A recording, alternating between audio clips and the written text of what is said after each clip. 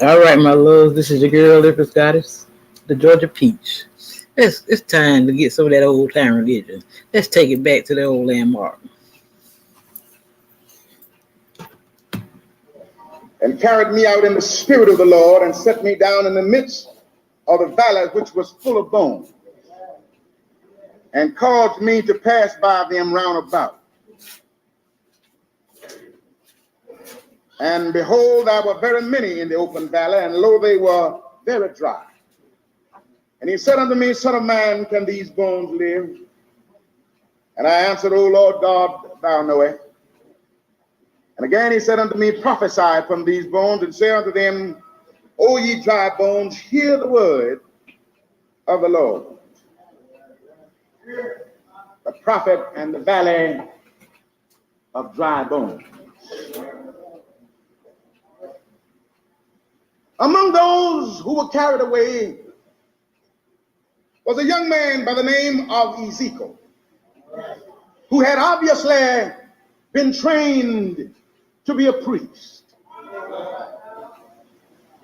When we study his minute descriptions of the temple order and of the temple liturgy, when we read of his intimate knowledge of things directly or indirectly concerned with Judaism, we must conclude that he had formal training as a priest.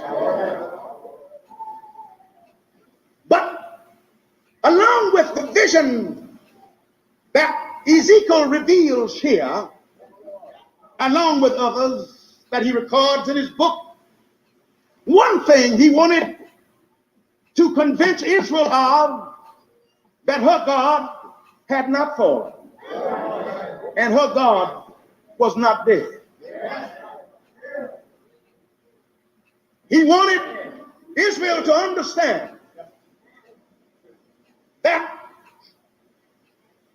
her God, as he depicts in the vision where he saw the vague outline of a man sitting upon a chariot throne, engulfed in a cloud, and with priestly functionaries going in and coming out from the mercy seat.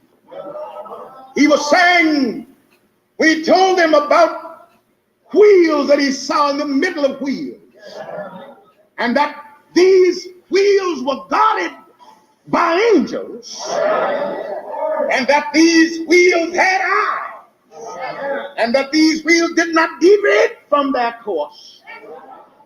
He was telling Israel first about the overruling providence and power of God, and about Israel was a part of God's eternal plans and purposes,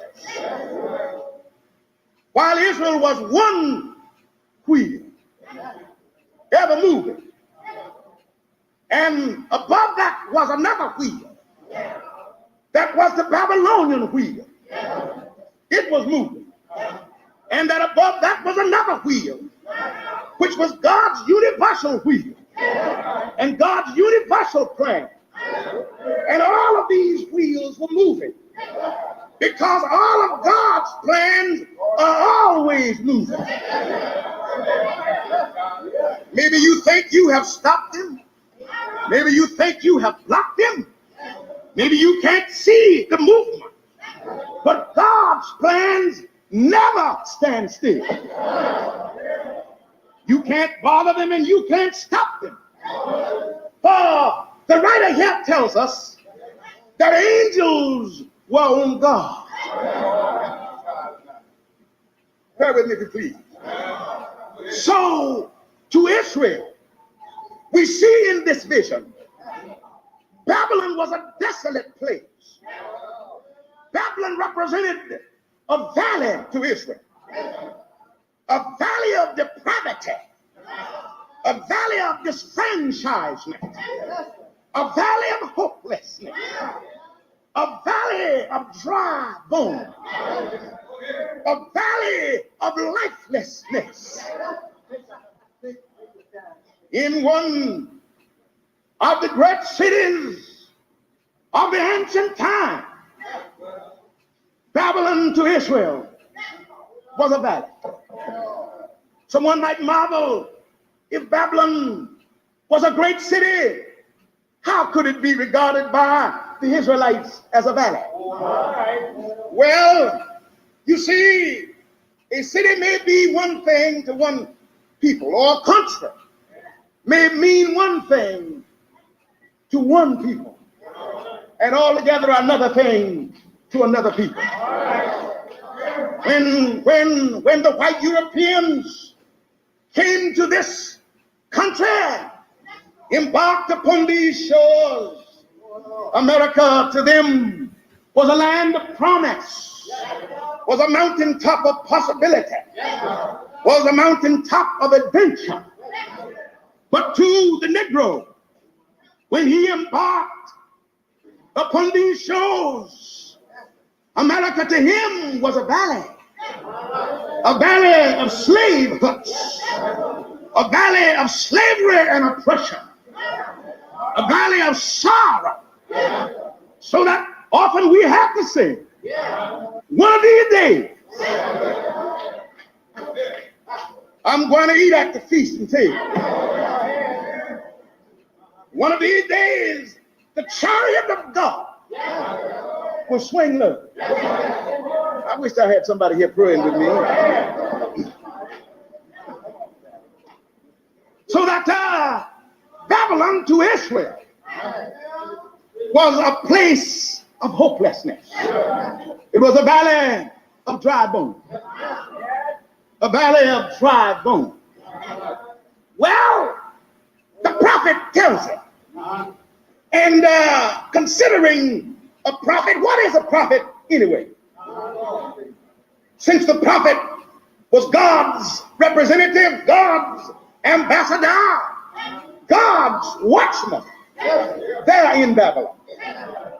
You know, and the word prophet can be interchanged with the word preacher. For a prophet is a preacher, and a preacher ought to be a prophet.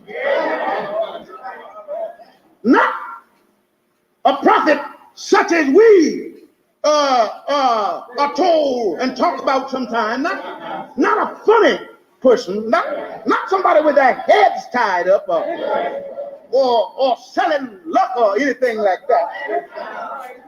Not that kind of prophet. But I mean a real prophet. A prophet called of God. A prophet born of God. A prophet sent from God. A prophet inspired of God. For a prophet is one who knows the past, who understands the present, and out of his knowledge of the past and his insight of the present, he's able to predict the future. A prophet is one who has sight, insight, and foresight. With sight, he look on things. With insight, he look into things. With foresight, he looked beyond things. Such a man was Ezekiel.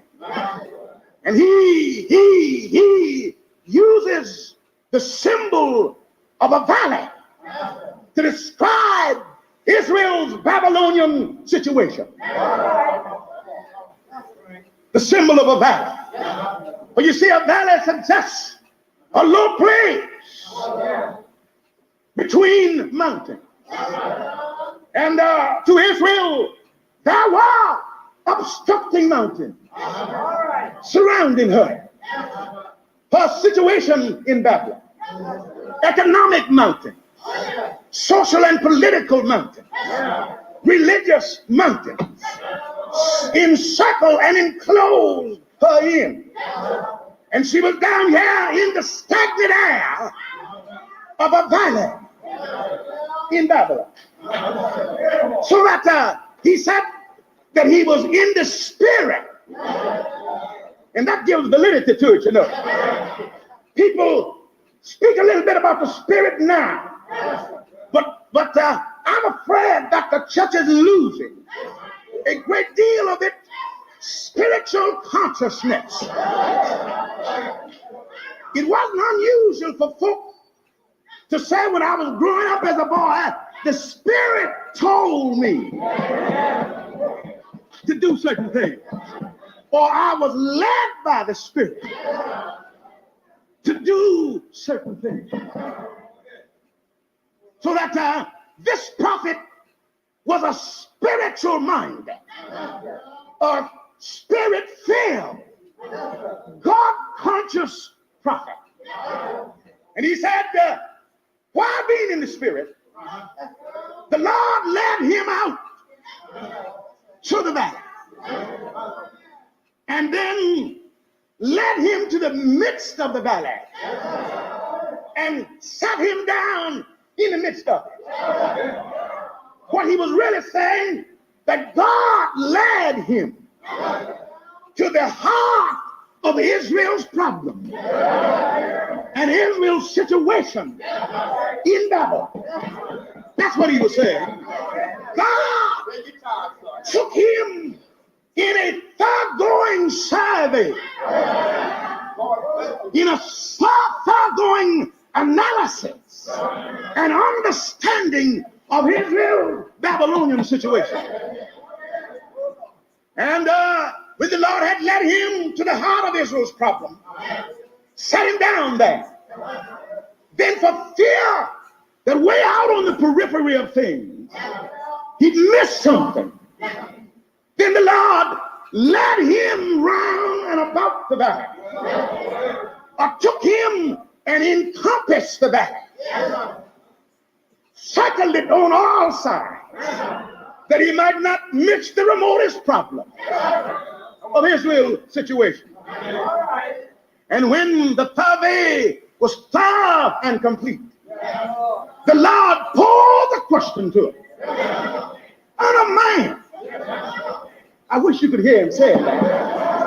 Son of man, can these bones live? That son of man seemed to be reminiscent of man's limitations, reminiscent of man's finiteness, man's humanity. Son of man, you are a scholar, you are an educator. Son of man, you are a scientist. Can these bones live? Son of man, you are an engineer. Can these bones live? Son of man, you are a heart specialist. Son of man, you are a geologist.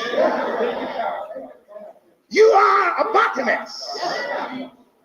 You are a specialist in various phases of the human body. You are a psychologist and psychiatrist. You know all about drives and reactions and responses and tendencies. I want to know, with all of this knowledge, can you tell me, can these bones live?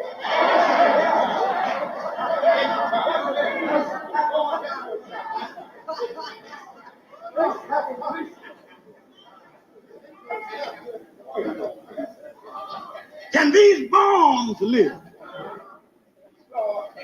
Son of man, you've found pathways in the air. You have circumvented the earth. Son of man, you've found highways upon the sea. And you've made your own highways under the sea. Can these bones live? Can these bones live? The prophet had to give up. The prophet had to admit his ignorance. The prophet had to admit that he didn't know the answer to the secret of life. Oh, we know a lot of things. We know what the human problems are. We know men are mean. We know men a prejudice.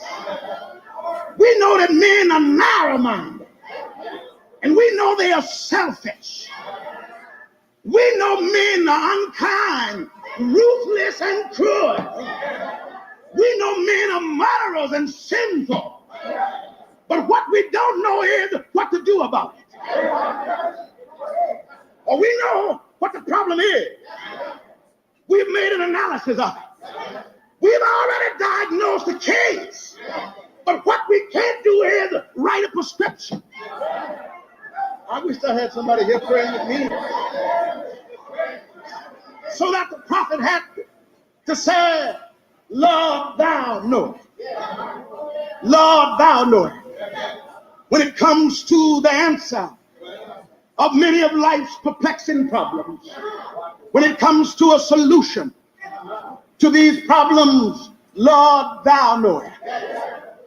I submit myself before you, limited, finite, ignorant, and helpless, like dry bones in a valley. And thou knowest. Thou hast the answer. And you know that one thing about God, when we go to him sincerely, when we've been overwhelmed by some problem that we are unable to grapple with, put it at his feet. Ultimately, if we have faith, he'll give us the answer. He'll work it out for us. And Ezekiel declared that he didn't know. And it was in the hands of God to give the answer. Why, the Lord, after Ezekiel had surveyed and had gotten a full understanding of what the Babylonian problem was, why, he said to him, why, you go out if you want the answer and preach to those dry bones. Well, Lord, it looks like a helpless thing. It looks like an unprofitable thing for me to go out and preach to dry bones. Some of the living soul that I preach to don't respond to me. We finna get into this dry bones and get the inner and the overstanding of what all this means.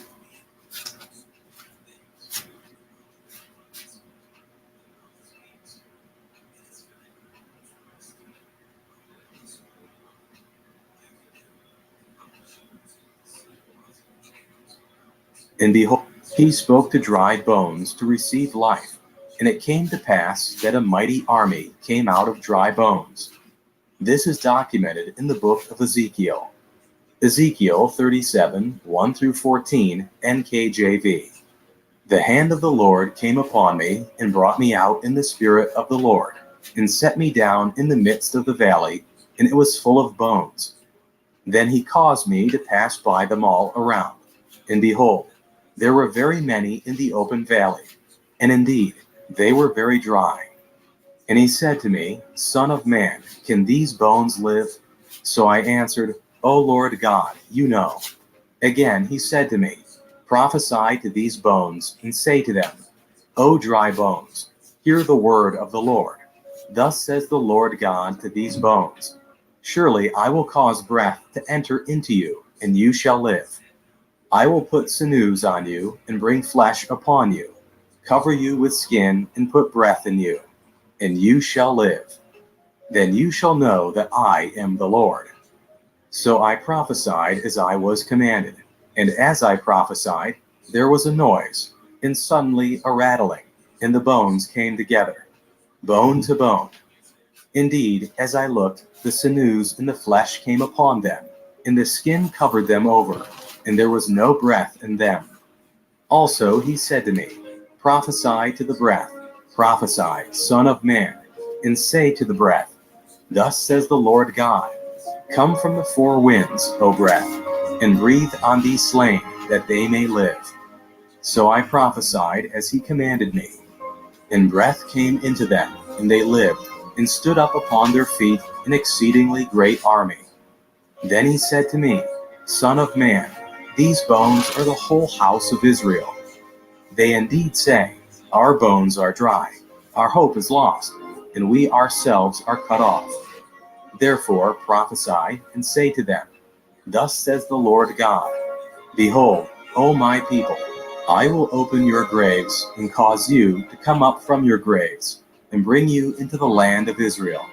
Then you shall know that I am the Lord, when I have opened your graves, O my people, and brought you up from your graves. I will put my spirit in you, and you shall live, and I will place you in your own land. Then you shall know that I, the Lord, have spoken it and performed it, says the Lord. The case that prophet Ezekiel handled was a hopeless and concluded irreversible case. But by the spoken word, life was restored and hope came alive again. It is quite fascinating that every person created by God has this same inherent ability and can even express it in different languages. This same force rules the two kingdoms that surround us, which are the kingdom of light and the kingdom of darkness. In fact, wars among nations are usually caused by it, and peace can also be established by it. The truth is, the result of our lives often depends how best we use the speaking force. So what is this all-powerful ability that we have? It is the ability to speaking life or death into situations or environments. Luke 21:15, NKJV. For I will give you a mouth and wisdom, which all your adversaries will not be able to contradict or resist. The release point is the mouth, and its root is our heart. Matthew 12:34, NKJV. Brood of vipers, how can you, being evil, speak good things? For out of the abundance of the heart, the mouth speaks. It is very important for us to know the power of the spoken word, what it can do, and how we should use it to see positive changes around us. Scriptures constantly opens our eyes to so much truth that confirms the power in words. John 1:1-3, NKJV. In the beginning was the Word, and the Word was with God, and the Word was God. He was in the beginning with God. All things were made through him, and without him nothing was made that was made. Hebrews 1:1-3, NKJV. God, who at various times and in various ways spoke in time past to the fathers by the prophets, has in these last days spoken to us by his Son, whom he has appointed heir of all things, through whom also he made the worlds, who being the brightness of his glory and the express image of his person, and upholding all things by the word of his power, when he had by himself purged our sins, sat down at the right hand of the Majesty on high. The words we speak out of our mouth are creative and can control so much. Job 22:28, NKJV. You will also declare a thing, and it will be established for you. So light will shine on your ways. It is what we speak that God will confirm. Isaiah 44:24-26, NKJV. Thus says the Lord, your Redeemer, and he who formed you from the womb. I am the Lord who makes all things, who stretches out the heavens all alone, who spreads abroad the earth by myself, who frustrates the signs of the blabbers, and drives diviners mad, who turns wise men backward, and makes their knowledge foolishness, who confirms the word of his servant, and performs the counsel of his messengers, who says to Jerusalem, you shall be inhabited, to the cities of Judah, you shall be built, and I will raise up her waste places. When we start speaking the words of life that Christ has put in us, mountains start moving. Mark 11:22-25, NKJV. So Jesus answered and said to them, have faith in God. For assuredly, I say to you, whoever says to this mountain, be removed and be cast into the sea, and does not doubt in his heart, but believes that those things he says will be done, he will have whatever he says. Therefore, I say to you, whatever things you ask when you pray, believe that you will receive them, and you will have them. God's words in our mouths are invincible, but the effects are quite visible. Matthew 8, 8 through 9, NKJV. The centurion answered and said, Lord, I am not worthy that you should come under my roof, but only speak a word, and my servant will be healed. For I am also a man under authority, having soldiers under me. And I say to this one, Go, and he goes, and to another, Come, and he comes, and to my servant, Do this, and he does it. So here is how to use the power of words in us, especially as believers. Speak words inspired by the Holy Spirit to that situation. Acts 2:17, NKJV. And it shall come to pass in the last days, says God, that I will pour out of my Spirit on all flesh. Your sons and your daughters shall prophesy. Your young men shall see visions, and your old men shall dream dreams. Speak words of life from scriptures to that situation. John 6:63, NKJV. It is the Spirit who gives life. The flesh profits nothing. The words that I speak to you are spirit, and they are life. Do not keep silent about that negative situation. Psalms 81:10, NKJV. I am the Lord your God, who brought you out of the land of Egypt. Open your mouth wide, and I will fill it. Speak the word with conviction as a decree. Job 22:28, NKJV. You will also declare a thing, and it will be established for you. So light will shine on your ways.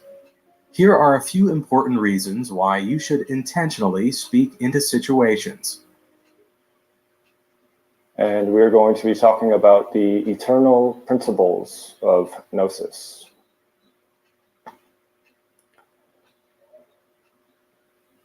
Some of you may be brand new to Gnosis. Some of you may have been studying or even practicing the teachings of Gnosis for years, for decades, and yet the principles of Gnosis, of which we're going to be speaking about this evening, do not belong to time.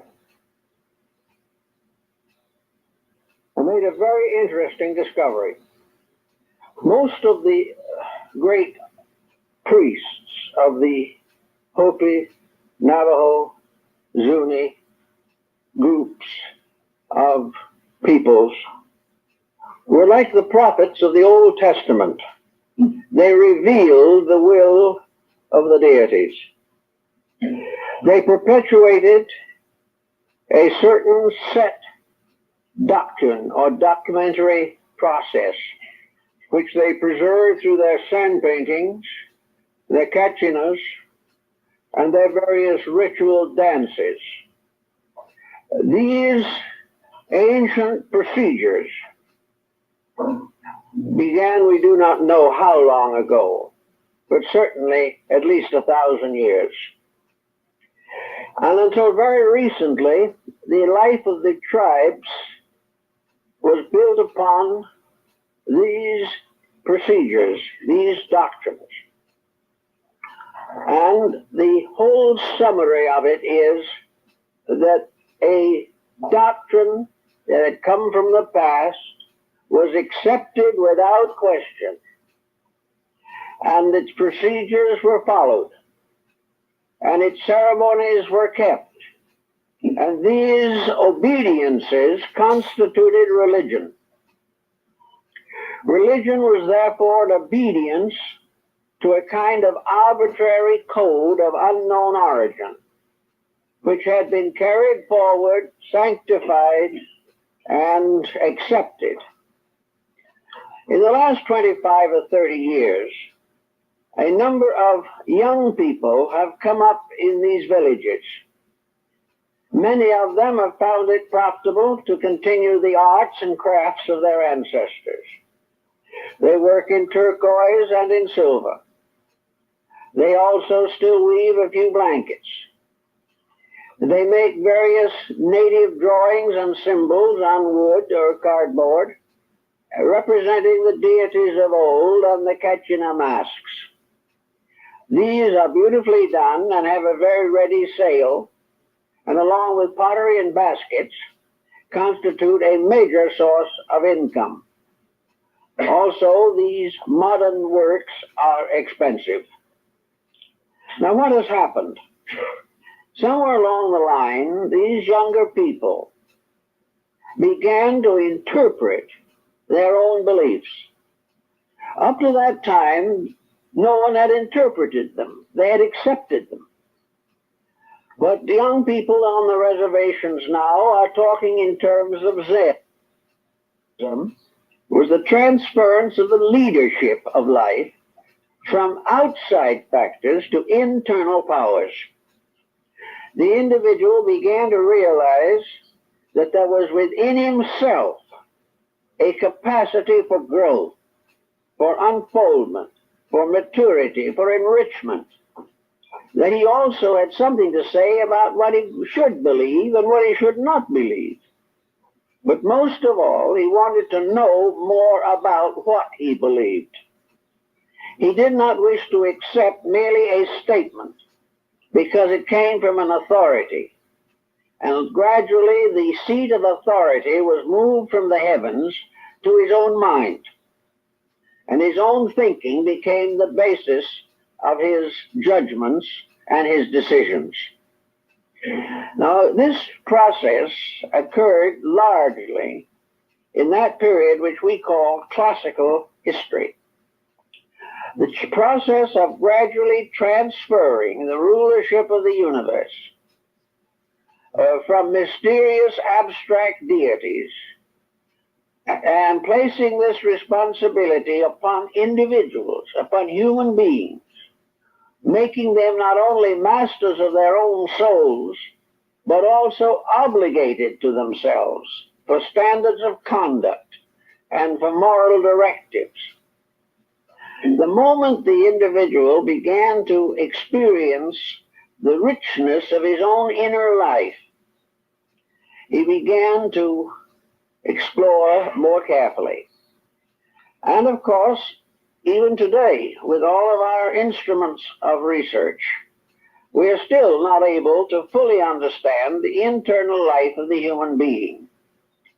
But we have a realization that there's something there that we can see every day and that we can experience every day that can become much more real to us than some group of deities on high Olympus.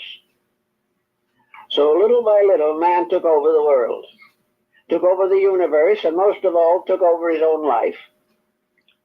When he did this, it became important for him to look around for landmarks, to find something to build his new way of life upon.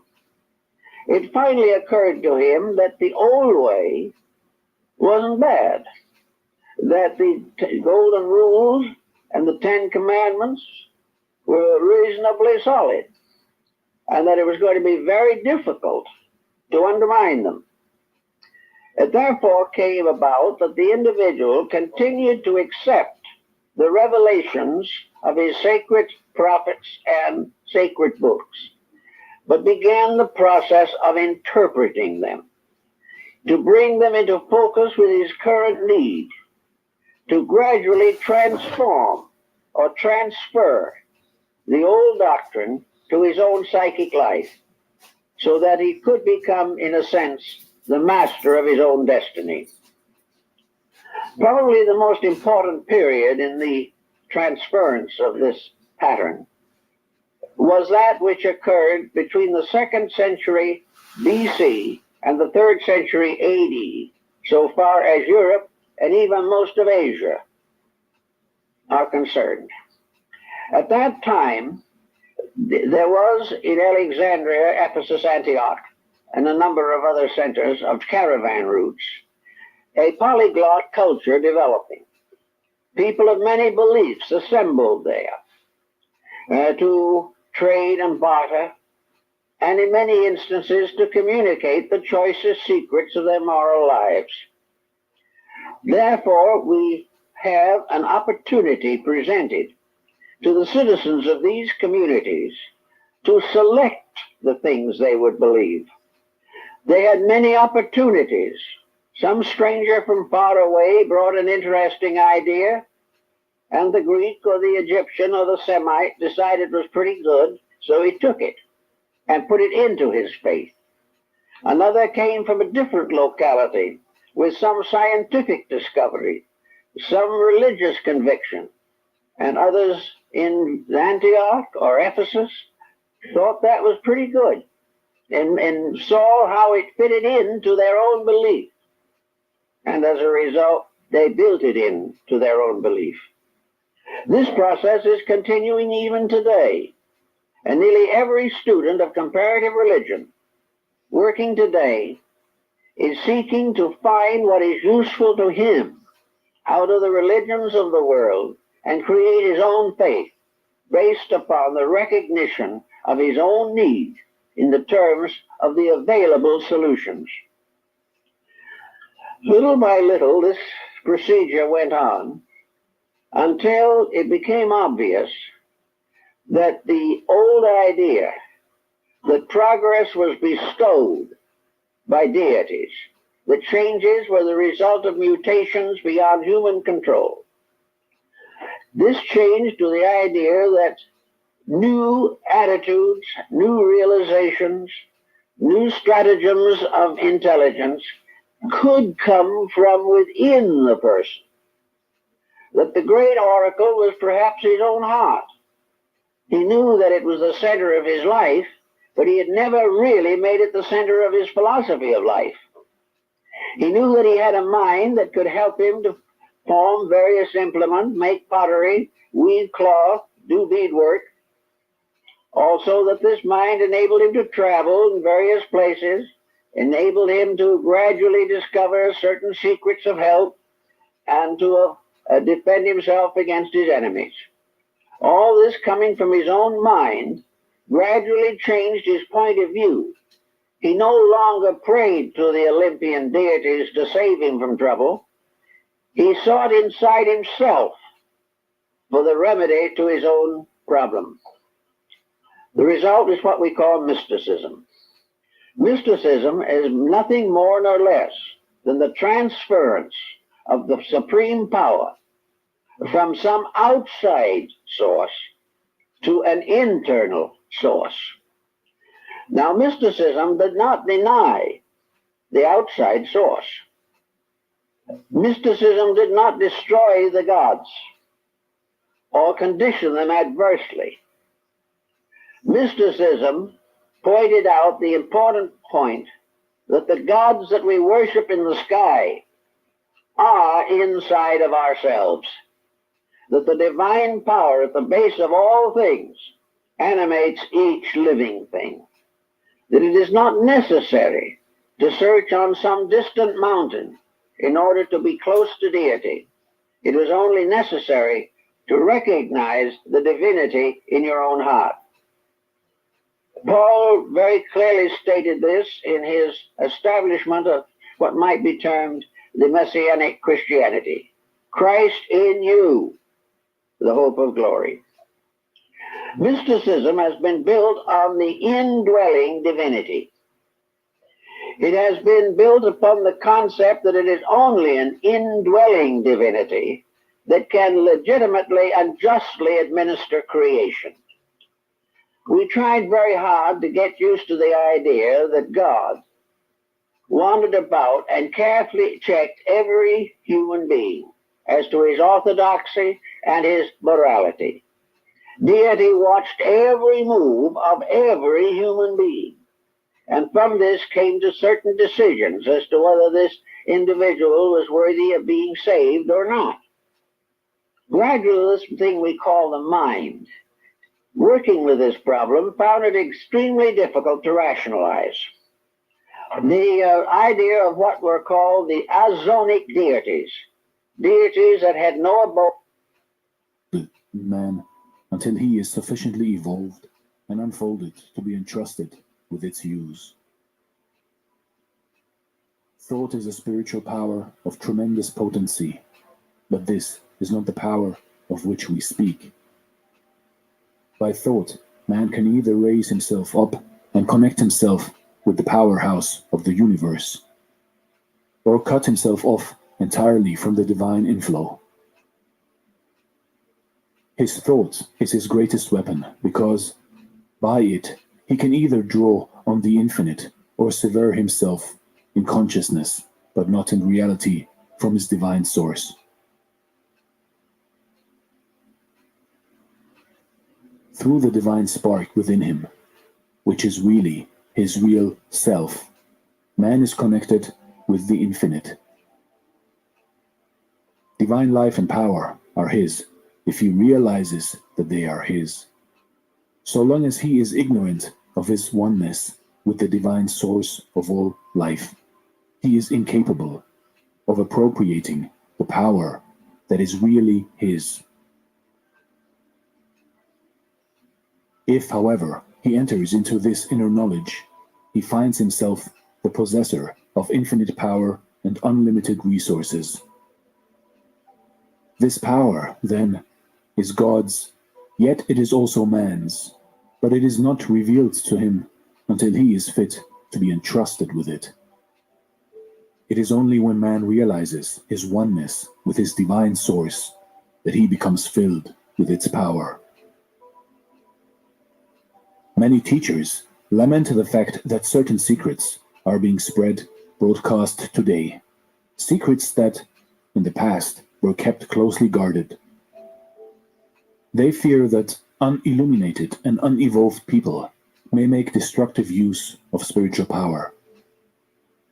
This, to the writer, appears to be improbable. It is true that strong personalities who have a great belief in their own power to achieve and succeed draw unconsciously on hidden powers, and thus are able to raise themselves high above their fellows. The use, however, that they can make of spiritual power for base purposes is limited and is not to be feared. There are others, of course, who are misusing their powers. These are black magicians, and while they may do a certain amount of harm, they become reduced, ultimately, to beggary and impotence. There are also others who spend the whole of their spare time searching for knowledge of this very subject. They read every occult book they can lay hands on, but they never find that for which they seek. There are spiritual powers and influences that withhold the eyes of the seekers from seeing until they are ready for the revelation. When man, in his search for truth, has given up all selfish striving after unworthy things, and has ceased to use his self-will in conflict with the greater will of the whole, he is ready for the revelation of his oneness with the infinite.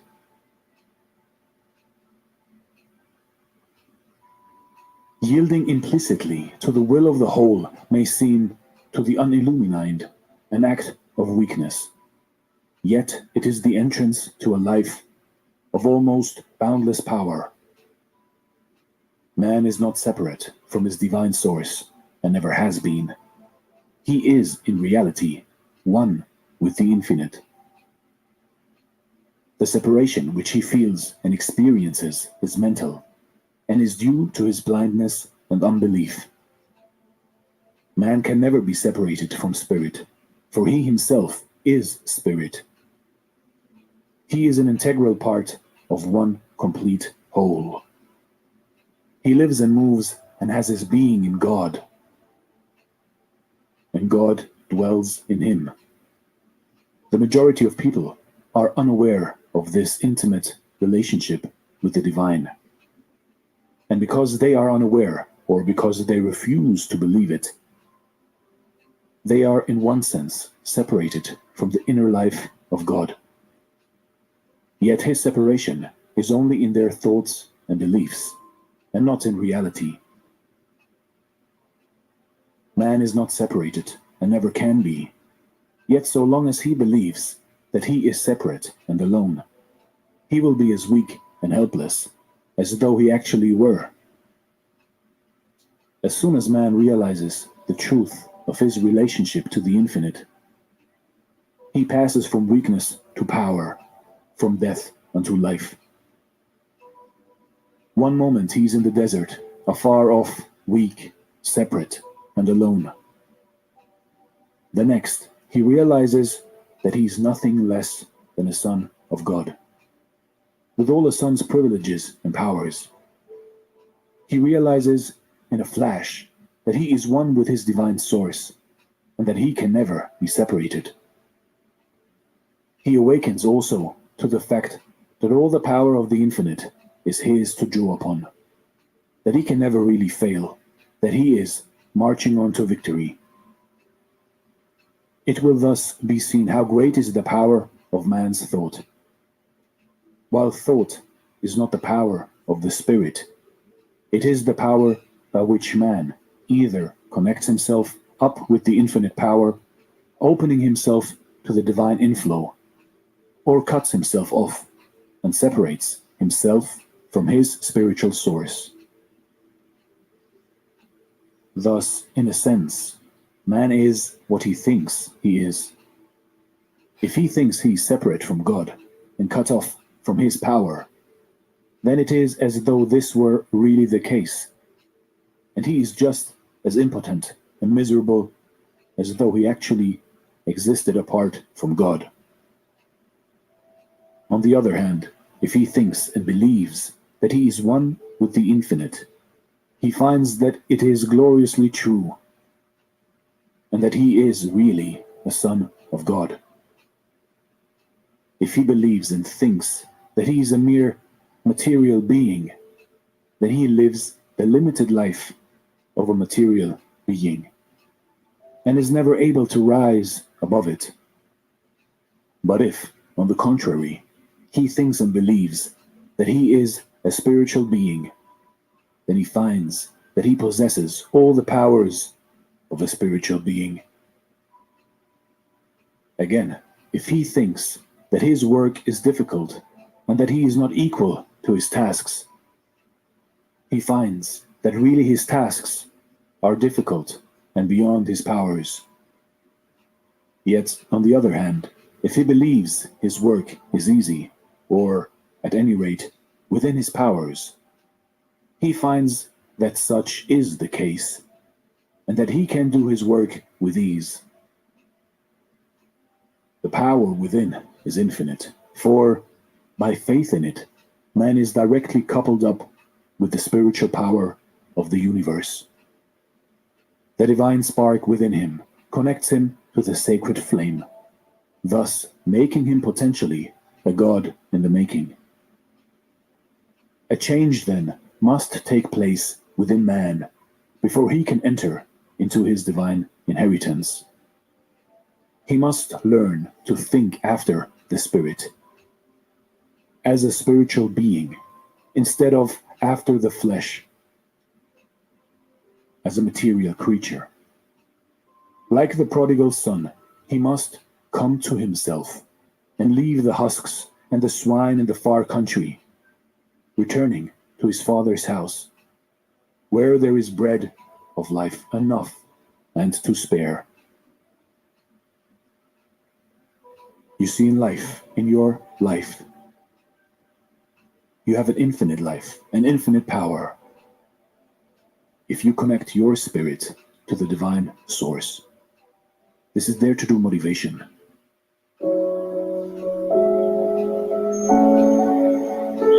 Within you is the power, the secret power of the universe, part 2. If you haven't watched part 1, click on the top right of the screen right now. But you can also watch it later. It doesn't really matter. Enjoy, and just drop a comment down below and let me know what you think of all of this. Is it true? Is it real? Or is it all imagination? Enjoy.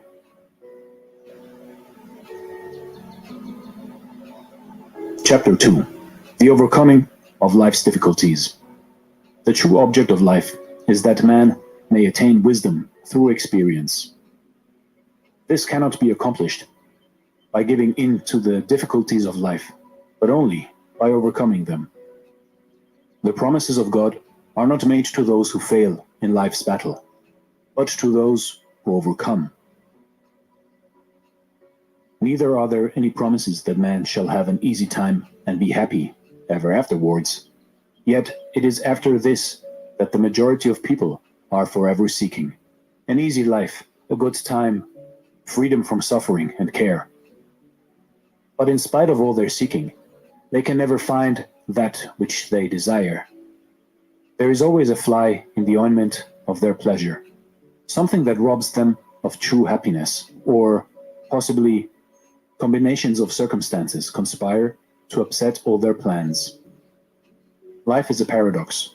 The true object of life is not the attainment of happiness, yet if we attain the true object of life, we find happiness. Those who are ignorant of life's true purpose and who seek happiness high and low, year after year, fail to find it. Like a will-o'-the-wisp, it forever eludes them. On the other hand, those who recognize the true object of life and follow it, attain happiness without seeking for it. In times past, people have made God a convenience. They have thought that they could drift through life, learning none of its discipline, and then, when in trouble, or things were not to their liking, they could pray to God and have the unpleasant circumstances taken away. The same idea is prevalent today. People have left the old orthodoxy and look to various cults and isms to get them out of their difficulties. They do not believe now that they can curry special favor with God by prayer, but they firmly believe that they can get what they want from the invisible by demanding it. They think that by this means they can have their own way after all. By this they mean having a good time, with no unpleasant experiences, trials, difficulties, adversities. They are, however, merely chasing rainbows. The easy life they seek constantly eludes them, simply because there is no such thing. The only life that is easy is the life of the strong soul who has overcome. His life is not easy in reality, but appears relatively so because of his strength. It is impossible to have an easy life, and if it were possible, then life would be not worth living, for the sole object of life is the building of character and the attainment of wisdom through experience. Life to all of us must always be full of difficulty, and it is to help those who hitherto have found life rather too much for them that this book is being written. What the majority are seeking for is an easy life, which they will never find, but precisely the reverse. And for them I have no message. But to those wise and awakened souls who are seeking the truth, no matter from where it comes, and who desire to overcome life and its difficulties, instead of weakly giving in to them, this book, it is hoped, will bring a message. At this stage, we cannot go into the subject of why we should meet with disasters and adversity in this life, nor why some people should have, apparently, a smoother life than others. We must, therefore, be satisfied to know that we have to meet trouble and overcome difficulty, and that it is only by so doing that we can attain wisdom and build up character. The question, then, is not whether we shall meet the trouble and adversity or not, but rather how we shall meet them. Shall we be victorious, or shall we be submerged? Shall we overcome life's difficulties, or shall we give in to them? The majority of people are drifters on the sea of life. They are wafted here and blown there. They are also carried hither and thither by every current. It is only the few who realize that they have the power of the infinite within them, by which they can rise superior to all their difficulties, overcome their own weaknesses, and, through victorious experience, attain wisdom. At this point, some practical reader may say that attaining wisdom is all very well, but what he wants is practical help. He's perhaps out of work, has sickness in his house, and is in debt. Or he may be well-to-do, and yet in the deepest distress of misery. To all such, I would say that they possess the power by which they can overcome all their difficulties and, through overcoming, attain wisdom. A man's success depends, more than anything, upon his faith. His faith in the good purpose of life, his faith in the power of the infinite within him, and his ability to overcome every obstacle in his path. The extent of the power that man can bring into his life is the measure of his faith in that power. If his faith in it is small, then his life will be feeble and lacking in achievement. That's right. If his faith in the power within him is large, then great will be the power manifesting in his life. The power of the infinite is illimitable and inexhaustible. All that is required is an unquenchable belief and trust in it. The weakest and most timid can make use of this power. There is the same power in the timid and weak as in the brave and strong. The weakness of the former is due to a lack of faith and belief in the infinite power within them. Difficulties and troubles there will be in every life, and sometimes disaster and heartbreak, when the very earth slides from under the feet. Yet by calling upon the power within, it is possible to rise from the ruins of cherished hopes, stronger and greater through experience. Happiness and true success depend upon how the troubles and difficulties of life are met. Adversity comes to all, but if it is met in the right manner, even failure can be made the stepping stone to success. Trouble comes to all, but while it makes some people stronger and better in every way, it submerges others so that they never rise again. The trouble is the same. It is how it is met, and that makes the difference. Those who meet difficulty and adversity in the feeble strength of their finite minds and false personality are speedily overwhelmed and broken by the storms of life. But those who rely upon and have faith in the power within them can never be overwhelmed, neither can they ever be defeated. The power, being infinite, is always sufficient, no matter how great the need may be. One who realizes his own real spiritual identity knows that he can never die, that he can never be defeated, that he can never really fail. He may lose his body through the change that is called death, but he, the true man, can never die. Neither can he fail. Though he be defeated 1,000 times, he must rise again. Only have faith in the spiritual power within you, and you can know all the joys of overcoming and achievement.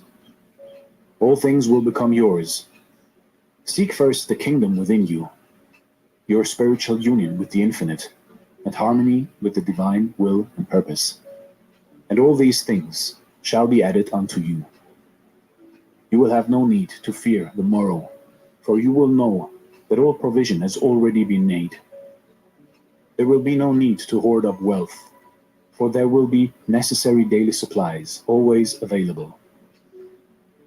There will be no need to live near a doctor, for God, the infinite life, shall be your health. There will be no need for regret or lamentation, for you shall know that all is well.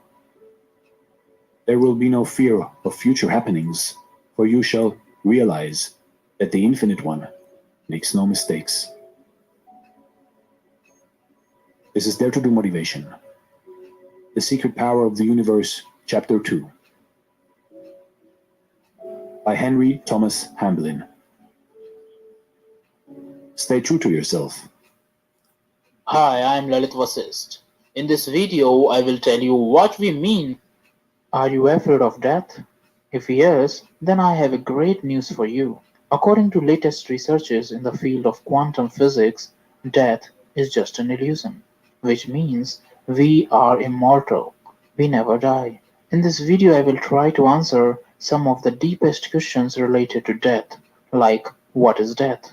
Does death really exist? Does the consciousness travel to higher dimensions when we die? What are different theories to explain life after death? And also some near-death experiences. You will get answers to all these questions here. So first I will discuss what is death. Death is a universal process that eventually occurs in all living organisms and is inevitable. Brain death is sometimes used as the legal definition of death. Actually, death is the permanent, irreversible cessation of all biological functions that sustain a living organism. The dead body starts to decompose shortly after the death. Now I will discuss, does death really exist? And does the consciousness travel to higher dimensions or parallel universe when we die? According to University of Arizona's Stuart Hameroff and British physicist Sir Roger Penrose, consciousness is nothing but the information stored at a quantum level. Sir Roger Penrose and his team have found evidence that this quantum information is carried by a structural component of human cells.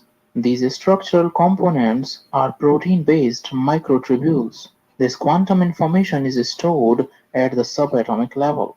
When a person temporarily dies, this quantum information is released. This concludes our series relating to astrotheology.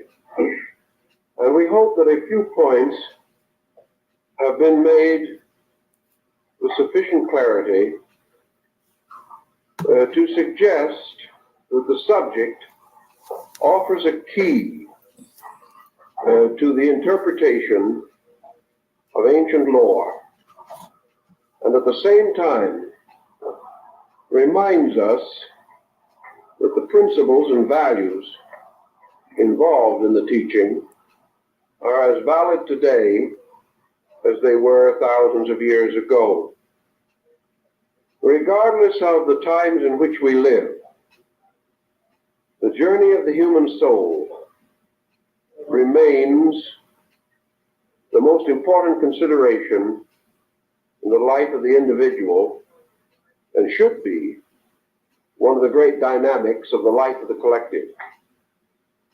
Until the human being senses again his citizenship in space, until he realizes that his destiny is not fulfilled in the small cycle of immediate experiences with which he is familiar, we cannot hope to develop a long-range perspective capable of impelling us or inspiring us to a course of constructive conduct. The individual today has lost his kinship with a group of values which ancient man fully appreciated and accepted. He saw himself as part of a vast living organism.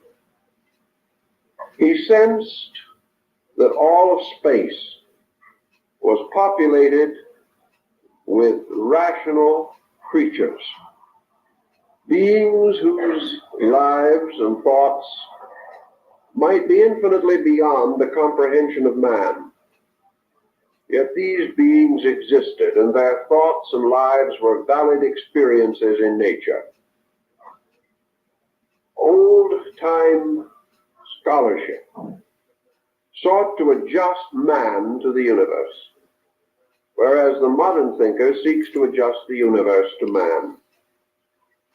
This is not reasonable nor essentially possible, because man is not the axis of the vast plan which moves around us. Man is part of that plan, but the plan has its own destiny. Man is involved in that destiny, but he cannot control it, nor is he the principal factor in the purpose of existence itself.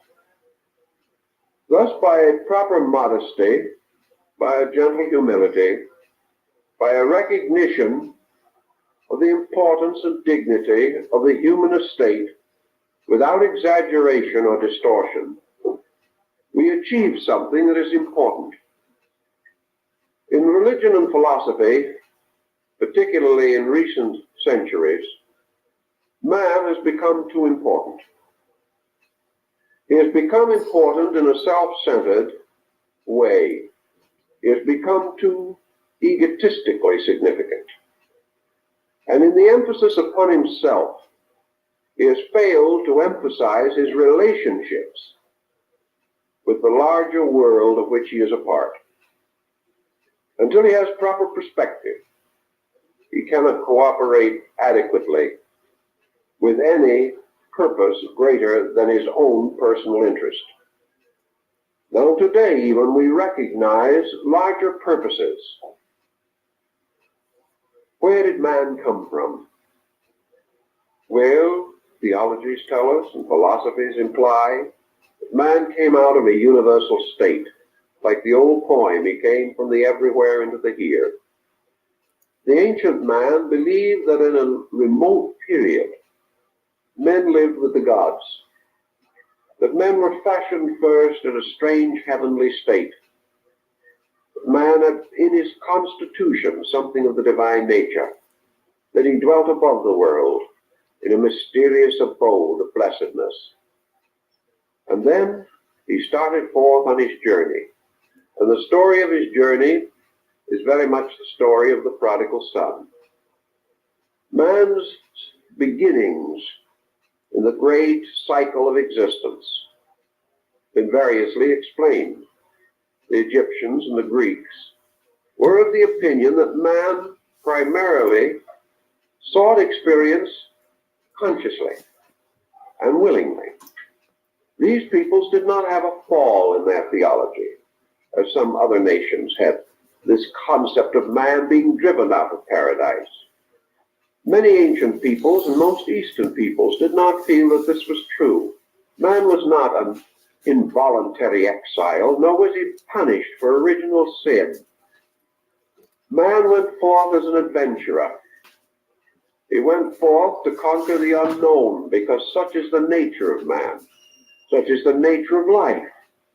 The American Indian will tell you that just as the young man, reaching maturity, feels his own individuality, wants to go forth on the adventure of life, to create a new home, to bring a new world into being, so primordial man, primitive man, in the presence of the gods, is said to have looked forth into the great expanse and mystery of creation and decided to go a-venturing.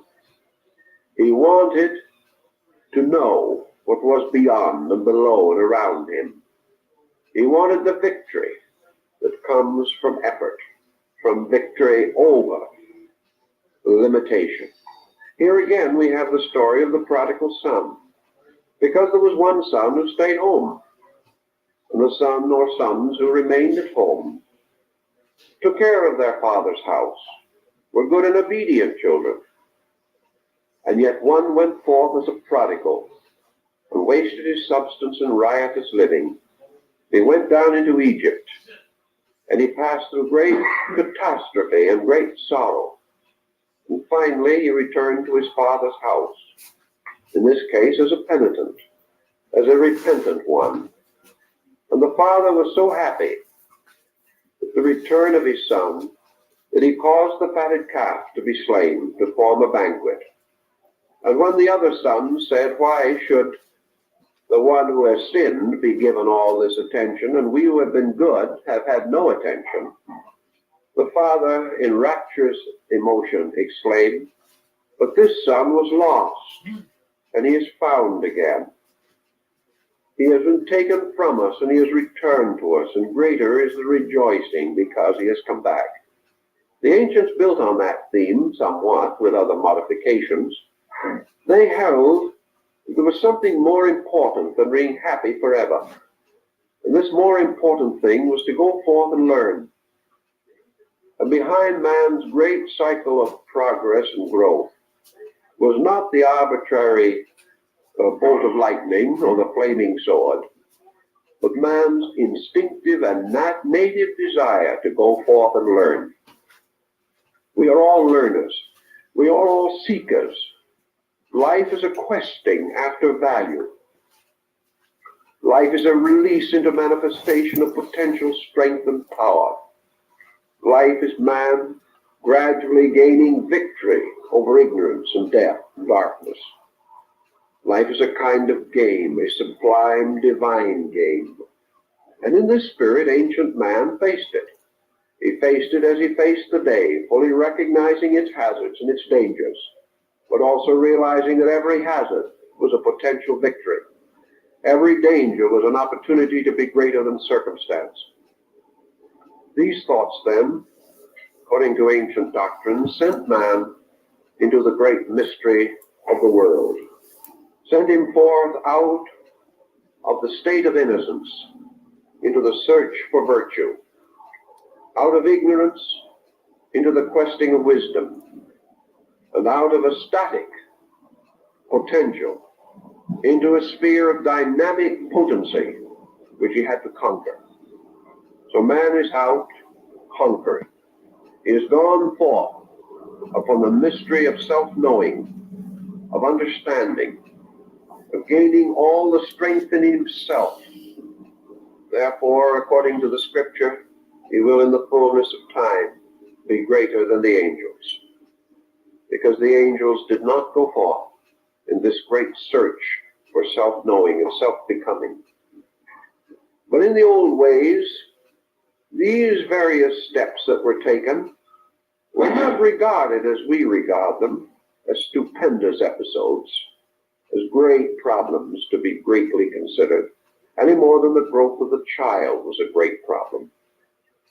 It was taught that the child was going to grow up and be a child no more, that sometime maturity would take the place of childishness, and all growth and education and preparation were toward maturity, toward self-integration, towards complete personal acceptance of the burden of individual existence.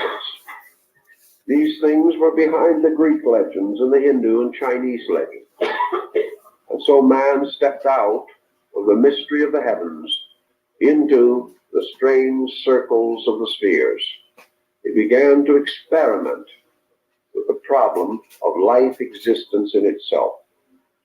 And the first thing he had to do before he could function in any sphere or any world, he had to fashion for himself some kind of a body in that world. He could not move from one state of matter to another or from one state of energy to another unless he had an instrument within himself by which he could be attuned and adjusted with the new state into which he was passing. The old philosophies tell us that when man moved downward out of his original state, he did not cast off his divinity. He simply enclosed it in a lesser condition. He put on new vestments, but the same spiritual being was within them. As man lost his contact with the heaven world, it was not because the God in him died, or that the God in him departed, but rather that it was vestured with a heavier raiment. And this raiment was derived, as the Hermetic axioms tell us, by descending through the various parts of the world. Thus in the Pymander of Hermes, we see the soul coming down through the orbits of the 7 planets, or the 5 planets and the luminaries.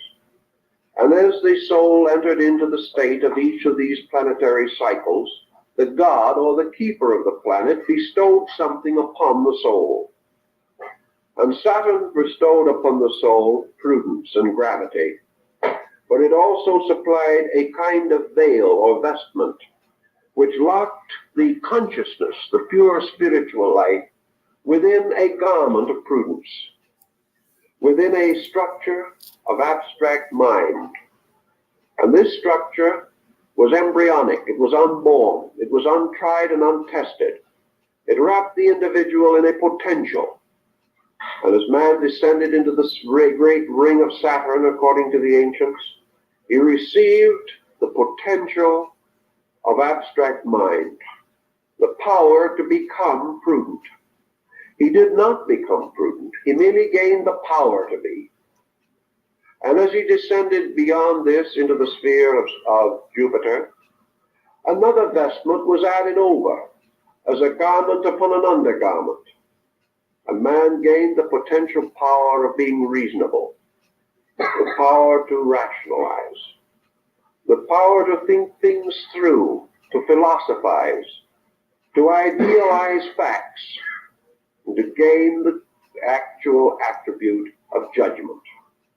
Then he went still further down, and he received another vestment over the ones that he had already gained. And this third vestment was bestowed by the spirit of Mars, and this was the vestment of courage. The individual gained the power to become brave, to have patience, perseverance, to stand under the struggle and stress of things, to bear pain, to bear reverse with fortitude, to have the courage to dare, added to the wisdom to be silent, which he had previously received.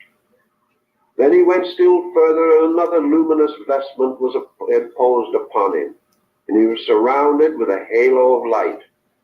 And in this next, or in the great solar arc, he gained for himself the power of vitality, the power of energy, courage, and to be sustained and supported by energy. Without energy, man's courage remains locked hopelessly within himself. Energy becomes necessary to courage, but he gained this mysterious thing that is said in the Bible. The breath of life was breathed into him, and he became a living thing, a living being. And his life came from the sun, and his life made him a dynamic creature, rather than merely the patient bearer of ancient mysteries. And from the sun he passed on downward still further, and he received from the guardian of the gate of Venus, he gained the mysterious power of beauty. He gained the ability to love, the ability to sacrifice with great tenderness of affection, the strange and wonderful ability to forget self in the service of the beloved. And this vestment of love was placed upon him, not as a mature instinct, but merely as a garment. And then he went still further downward into the mystery of things, and he came to the orbit of Mercury. And here was given to him skill and cunning, and the ability to use his hands, and to fashion and to fabricate things. And he was also given quickness, and according to the Greeks, wit was bestowed, so that he might bear the rest with patience.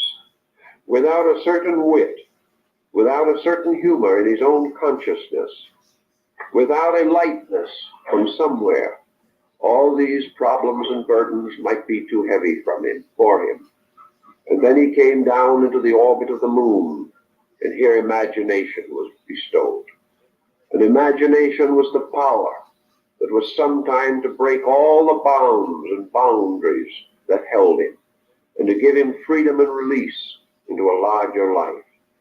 And thus well covered with 7 raiments, one within another, until he was burdened and loaded and heavy with garments, and was now obscured so that he could no longer function easily, or even be aware of his ancient birthright of freedom and airiness and liberty. He was then, according to the Greeks, caused to fall downward into darkness, into the mystery of the sphere of generation, which is the earth. And here then he was born with the 7 vestments within himself, hidden from all sight, contained within and behind this thing which we call the body. And having entered into the sphere of generation, he became mindful of the gifts that had been given to him. He felt them moving through himself. He did not understand them, but each of these vestments was a power of his soul, a power of consciousness within him, an attribute, an aspect, an adornment, given to the soul by the stars, in order that the soul might find its way back home again. And so in birth, man, heavy with the gifts of the gods, which had become a darkness upon him, a burden rather than a release, was carried by the very weight of these divine gifts into the sleep of spiritual death, which we call physical awaking. And then begins the great problem of growth. Each child, growing from infancy to maturity, passes gradually through unfoldments, and these unfoldments are the releasings of the potentials of the soul. One by one, the locked attributes, the vestments given by the gods and planets, begin to become active through the manifestation of the individual. And little by little, he comes into possession of the 7 powers of the planets in his daily life. He does, those are all restrictions upon himself, because his pure consciousness has been continuously restricted. And what we call the gifts of the planets are actually limitations imposed upon us by these conditioned psychic pressures and factors. Thus, man, adorned with all these benefits, is really the victim of his own adornment. He is less than he was in the beginning because he is no longer free to express his natural consciousness. So he goes from the cradle to the grave, and in the course of life, he learns to use these various attributes which he possesses on the physical level of life. He gains skill in judgment in some cases, or he becomes prudent, or his courage is sufficient, or his skill is great, or his imagination is. But skill without understanding gives us a scientific world which is not safe to live in. Imagination leads us into every fantasy and excess, into suspicion, into tyranny, despotism, into all kinds of terror in the night. So one by one, these powers of the soul, which should be blessed, which should give us the full measure of realization, be conditions upon the unconditioned consciousness within himself. So a great symbolical pattern was created, which reversed the involutionary procedure. Man gratefully and gladly returned to each of the guardians of the spheres the gifts which they had bestowed for an unenlightened person. But the rescuing of this was by the long process of outgrowing conditioned existence. And to achieve this end, the soul had to consciously ascend through the 7 orbits of the stars, ascending as a star, the goddess ascended from the dark threshold of the moon god up through the 7 gates to the upper world from which she had come. The journey back upward, like the mysterious story of Dante being led by Beatrice from the purgatory, the great material sphere of things, either in life or in death. He merely disappeared and appeared again by the ancient concept of rebirth, of the soul beginning its journey upward by its effort to overcome the world. This is another meaning, of course, of the dragon slave, the individual overcoming monsters, the knight-errant going forth and rescuing the fair maiden by killing the wicked ogre or the giant or the monster which had this maiden captured in his castle, has misread an archetypal symbolism. Man has sensed that he had to overcome the world, but because perhaps his own enlightenment was not great enough, he thought he could free himself from it by becoming master over it. He thought he could finally reach that condition in which he was free because he was a law unto himself. When he reached that security, when he bound the whole world in slavery to his purpose, then no one could contradict him, no one could deny him, no one could refuse him, no one could thwart him. Then he thought, I am free. But he never found that to be true. He found with Wolf at the time of the Battle of Quebec, he found that the path of glory leads but to the grave. He discovered finally that he could not escape the world by conquering it, that he could never reach a condition of security so complete that he was free from the world. Therefore, he turned, as the mystic turned, to another method. Instead of attempting to conquer the world, thus the ancient Eleusinian mysteries were divided into 12 rituals, or 12 degrees, each one of which was concerned with some attribute of this great path of the zodiac. The soul, starting out then, had this pattern of the stars as its guide. Just as the ancients navigated from the pole star, so ancient man, morally and ethically, navigated his Argo, or his Argonaut, his great expedition on the ship of salvation. According to the map of the heavens, he had to keep the laws of heaven. He had to follow the stars of heaven. And he had to follow in faith. And he had to withstand the tempests of circumstances with a greatness of spirit, or he could not succeed. Much of this is beautifully concealed in the part of the 5th book of Virgil's Aeneid, where we have a further description of the initiation ritual. So we will assume that after all these thousands of years, man still must walk the street. So we will begin now with the sign of Aries, the ram. We've already indicated the religious significance and the great institutions of the mysteries that were created around these signs, so we will not consider them at the moment. Now, when we do think religiously of the ram, however, we think of the Lamb of God, we think of the scapegoat of Israel, we think of the offering of the ram of Ammon. We have many various meanings.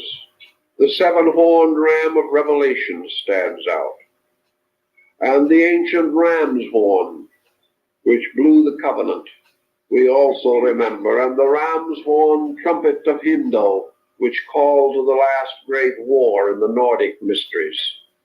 This ram's horn cup, in which the Eucharist of the ancient Gothic rites was celebrated. All these tell us interesting things and remind us of the universality of symbolism.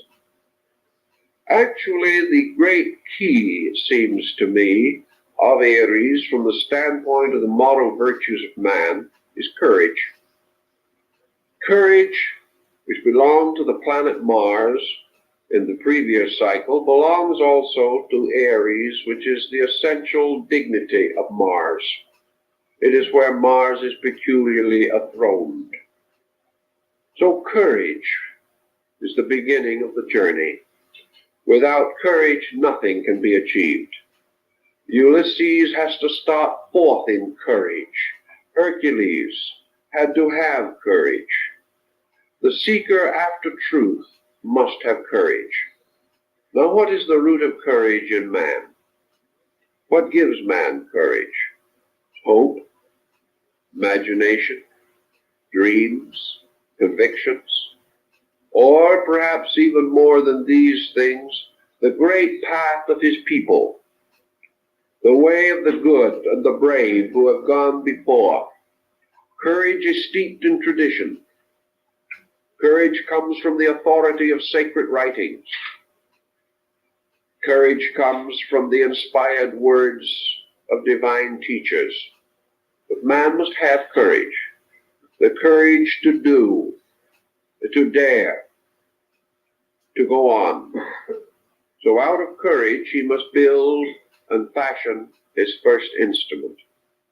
And yet with courage, he has other problems, because Aries also signifies combativeness. And here, combativeness must be eliminated.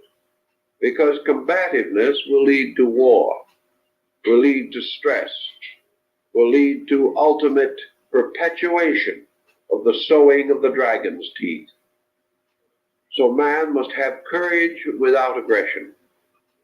He must have strength without ambition. He must have dedication without despotism. He must have the ability to rise above obstacle without the inevitable tendency to enslave or destroy the rights of others. So the delicate test of courage rests with him. How to be strong yet kind. How to be brave yet simple. How to be great yet humble. All these mysteries play out in the conduct of human life, in which we must gradually identify this mysterious symbol of the competitive and combative animal with the Lamb of God, the symbol of purity and of truth. Thus, the animal of fire, the animal of war, the ram, also becomes the symbol of the Prince of Peace. And this is our victory, which has to be achieved within our own consciousness and experience. We must have the courage without the combativeness. We must have the dedication without the ruthlessness to carry it over the bodies of the dead. And so man must achieve without destroying. He must obtain without injury. He must solve the mystery without bringing disaster upon any other living thing. Thus becomes the test, the mysterious problem which he has to solve. And when he has solved it, assuming that he does, or at least that he has solved it as far as he can at any given moment, then he passes on to the second sign of Taurus, the bull. And under the symbol of Taurus, he has that peculiar power of steadfastness. Now, steadfastness is the indomitable determination of purpose. But how can we have this steadfastness without other less favorable aspects appearing in connection with it? How can we be steadfast and not stubborn? That is the trick.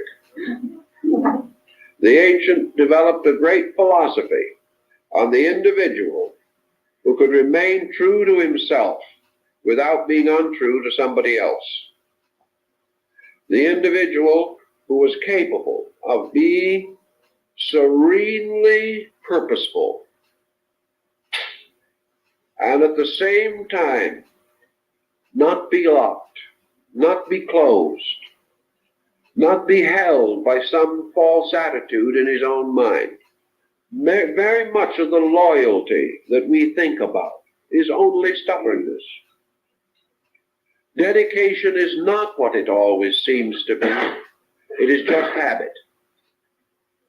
It is the individual doing it because he has always done it, and not because it is right. So under the sign of the bull comes this mysterious power, this tremendous power of this creature, the power to go on, to persevere. For like the plodding ox that draws the plow through the ancient muddy waters of the Nile bank,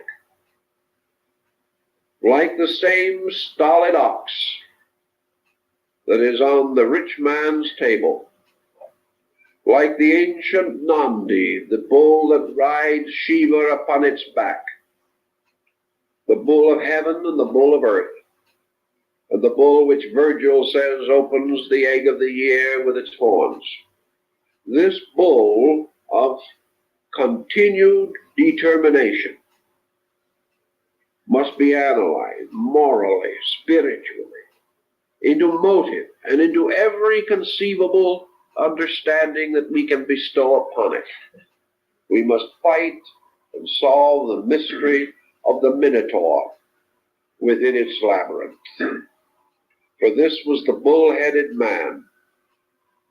Sometimes we say that people are bull-headed, and we are not referring to the Minotaur in most cases when we say that. We are referring to an objectionable stubbornness. And yet in the midst of this symbol of the labyrinth, in the ancient Greek legend, the labyrinth of Crete, the labyrinth of the ancient temple, palace, here we have the world with all its strange and tortuous passageways and chambers, ruled over by the bull-headed symbol of stubbornness, arrogance. Look around you. Everybody knows he's right, and everything goes wrong. We can get an ear for very little. Everyone is determined to protect his own interests. Everyone has closed his mind to that which differs from it, and each, smugly entrenched behind his own defenses, is concerned primarily with the security of himself and his group, and with old prejudices and unchangeable crystallized attitudes. We seek desperately to prevent the growth of tomorrow or the survival of today. This is the Minotaur ruling the world. It is reaction. It is the old stubborn pride. It is the individual who must fight with his own fear of change, with his own determination to be loyal to his opinions rather than to truth. And the hero must fight that fight. And it's a great fight, and everyone doesn't win immediately. Now, the third side that the soul is confronted with is Geminus, the twins. And here we come into a very intriguing problem, the problem of psychological polarity. Here we come into one of the strange things that is most obvious in the human mind. The more stupid a person is, the more certain he is. The more thoughtful he becomes, the more uncertain he becomes. And you take the comparatively thoughtful individual and you say, I want a yes or no answer. You'll have a very hard time getting it. You will get the famous political answer. Yes, and then again, no.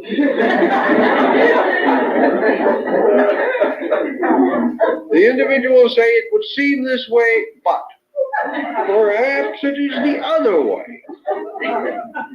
Why? Because we pass through a period in which, as someone said, we become broad-minded but a little flat-headed at the same time. We mistake uncertainty for generosity. We like to think we're liberal, but the fact is we do not have the answer. And because thoughtfulness gives caution, we have lost directive in a great many instances. So everything in life is polarized. And we have the various Aristotelian techniques of either and or. We have the individual who, departing from the evil, would cling to the good, but has already established a polarity that has destroyed truth. We have persons seeking the so against the not so, only to discover tomorrow that they were wrong on both counts. We have the individual who tries to judge fairly, but fails because he does not know the facts involved on either side. We also find the individual who tries to help, but fails to help because he does not really know what is helpful. And wherever he would be helpful, he is capable of harm. The polarities go back and forth. So this side of Gemini represents mental division within the individual. Mental division leads to disillusionment, skepticism, cynicism. Mental division also leads to weakness, and it leads to the elevation of the functions of the mind above the purposes of the mind. We develop the thinker for the sake of thinking and not for the sake of the thought. We develop the individual who writes beautiful words but never means anything. We hear or see the grammarian who can construct a sentence perfectly, but the sentence never contains anything that will change the course of history. It is skillful but not purposeful. So this division, by separating and destroying the penetrating power of intensity, leaves the individual upon the twin horns of the Gemini dilemma. He is unable to determine anything, or he is locked in the polarized conflict of things. One of the good examples of that is the American Civil War, where we have the War of the Brothers. In ancient England, Lilly said that the United States was under the sign of Gemini, the twins. And we had the War of the Brothers. It is now nearly a century since that war, and yet we're still fighting it. And we're still struggling over it, and we're still trying to figure who was right and who was wrong. And we have a great many people who do not care who was right or who was wrong. They're on the other side, whichever it may be. We cannot let it die. So Gemini gives us another thing. It gives us this division. It intensifies prejudice, and then it never lets anything die. It keeps on fighting the war after everybody's dead. It keeps on winning the argument after everyone else has gone home. And it keeps on trying to figure out how it could have won the argument for days after it has lost the argument. Division. All this seems perhaps a little on the flighty side, but underneath it, there's a principle here. This principle of duality, which caused Pythagoras to spit upon the ground whenever the number 2 was mentioned, simply because it represented division. Wherever there is division, there is loss. That which the gods would destroy, they first divide. And wherever there is division, then there is need for reconciliation.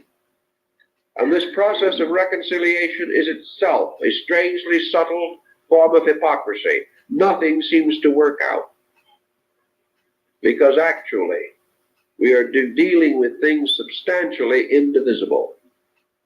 Their unity must be acknowledged, not achieved by human defense. It is there to begin with, and we cannot defend it, we must discover it. There's a very peculiar problem which we have to go on to very carefully. Then we pass to the next type, where we gain the mysterious heritage of the moon. And the moon gives us the strange inheritance of moods. The moon gives us light and darkness. It gives us this strange inconstancy within ourselves. It caused Paul to cry out in his agony, "When I would do good, evil is ever nigh unto me." It causes the individual this strange weakness in his own nature, making him a servant of tides, making him moved upon surfaces which he cannot control, like a ship in a storm. And this strange moodiness of man, the mood of greatness and the mood of failure, the inability of the individual to depend upon himself, the inability of the individual to rise above the pressures of his own passing moods. So the hero must master his own moods. He must master the inconstancies by which one day he is for and another day he is against. He must pass beyond those moods which weaken him in time of need, moods which mean that his total resource is not available to him at any time. So the moon tells us that everything ebbs and flows, that everything seems to have beginning and end, and that everything is upon the sea of life, subject to generation and degeneration, life and death, birth and decay, these things moving in strange cycles, and in man these cycles infinitely repeating themselves, so that with every phase of the moon, man hopes or fears by pressures which he cannot understand.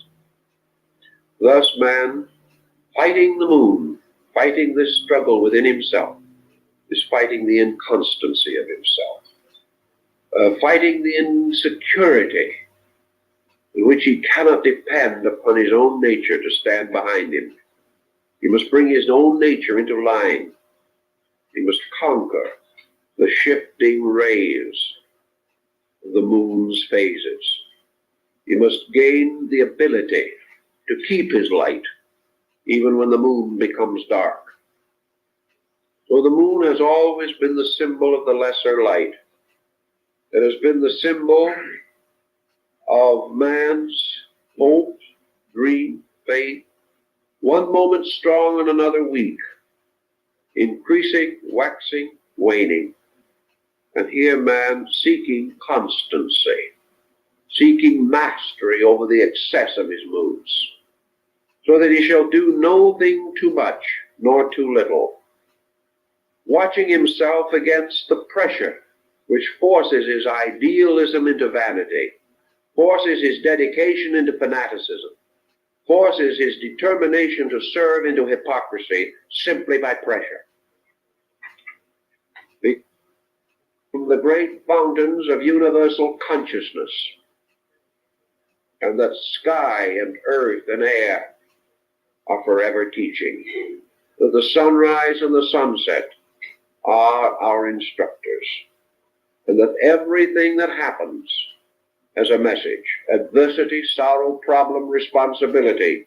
These are the teachings of the centaur. For the centaur is life and nature, teaching us to become heroes. And some will reject the teacher because the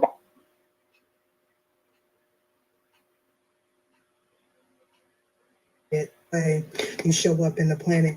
Now, with that being said, let's get in there like a swimwear. Now, you know, I got to remind people, I got a doppelganger, a copycat, a replica, a clone. I want to be me, but try to do it better than me.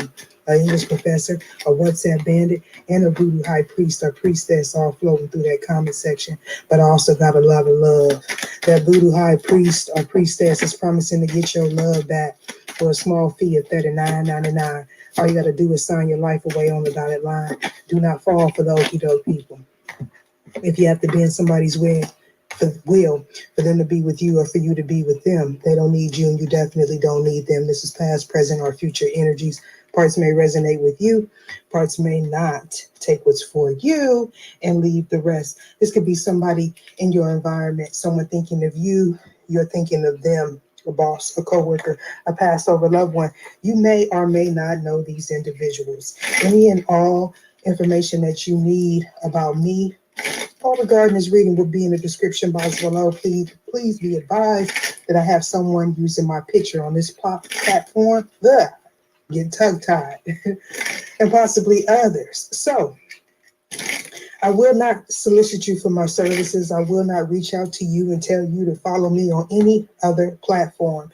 Any place where you can find me at is linked in the description box below. Copy and paste that into your browser. For those of you that want to reach out to me on Wizio, I must say I am currently on vacation over there, as well as there's a link in there where you can receive a free birth chart from a reputable site, no affiliation to me, okay? Again, I will not solicit you for my services. Make sure when someone is using, make sure if you see my picture and or what looks like my channel name, that the name is highlighted, okay? Just because somebody has someone's picture doesn't necessarily mean that it is them. I've seen it happen on my platform. And you must excuse me, okay, collective, because I was threw off by the energy. These cards here, similar cards came out in the last reading. We have Black Magic here, and we have not seen things clearly because there was some sort of confusion or chaotic spell that was placed on an individual or a collective of people. Azrael circled in light, helped by God. Somebody could be a Capricorn, or you're just stable and you're grounded, and you weren't able to be influenced by this negative energy or negative perception of someone, or someone's possibly trying to paint a negative image, okay, or portrayal of you to a collective of people, okay? So for some of you, this is someone from your past, okay? All right. This person may have left you, okay, or left a situation that they felt wasn't in their best interest. This person did not recognize your divinity, or they didn't recognize that you were brave. I'm hearing brave heart. I don't know what that's about. But Archangel Azrael is significant to someone. This is giving me the energy of someone that may have been in a Saturn return or a dark night of the soul, okay? You may have went through a period where everyone was betraying you. When we go on this healing journey, we a lot of us, most of us that goes on this journey, and we're being betrayed by people that we love and that we spent time with, okay? It's very difficult. So some of you didn't realize when you're going through the Saturn return that you were meeting people from your past here to close cycles. Some of you may have tried to make a season a reason, or vice versa, a reason a season. And what do I mean is you were trying to make someone stay longer than what your life lesson or they life lesson allowed them. Okay, so some of you may be realizing that was just a phase in your life. Okay, you may have needed to close off some karmic energy with this person. Okay, so we have, they think you don't know. Who is zooming who? So for some of you, this past person thinks you don't know why they ended something with you, or they may have ghosted you. Some of you, you know, some of you, you don't know. Some of you don't know because you haven't healed. Okay, you may be in this energy of stop, go. Okay, a lot of false starts or whatever. If this was an actual black magic or just a negative energy, a test, okay, because when you're in this Saturn return or this dark night of the soul, you are being tested. Okay, you have guardians there. Some of you have guardians, guardian angels, but they're not able to intervene. One being maybe because you don't know that you're supposed to call on them, okay? And or this is a period in your life where you have to use your discernment, okay? So whatever it was, we have several indications of something not being seen clearly. Possibly it was a test. It could have been a negative energy, okay, or just a spirit of confusion, okay? And, you know, we got the devil card, you know, or what I call the devil-like energy, not necessarily seeing that it is something bad, but it indicates earthly needs or worldly things. Capricorn is talking about the world, okay? And I've said this before, people don't realize that the devil inherited the earth. That was a gift from the divine to the devil, okay? So take that into consideration. If you believe in earth angels, you definitely have to believe in fallen angels, okay? So there was some sort of confusion. It was a test, okay? This was about a negative energy that needed to be cleared, okay? So some of you went into this healing period, a moment of self-reflection with the Hermit card being here, okay? Or you were in that energy possibly you may be going into that energy. Some of you, you are new to the channel and you were guided towards me. And I'm hearing some of you, you may have avoided. Okay, you may have avoided clicking the video or listening to me because you were still in this energy of connecting to earthly things. Okay, more mundane things. You know, I'm getting shallow, but I don't want to say it like that. Some of you, you were still in this energy of needing and being very codependent. So now that you are in this energy where you can see the forest through the trees, okay, you're in this healing energy and you're being called to reflect. So for some of you, you finally clicked on the video and you've made it to the right place. We have the smelly fish lady, okay, or male. Follow the drip tip, the drip dip, and maybe sick, whatever. All right.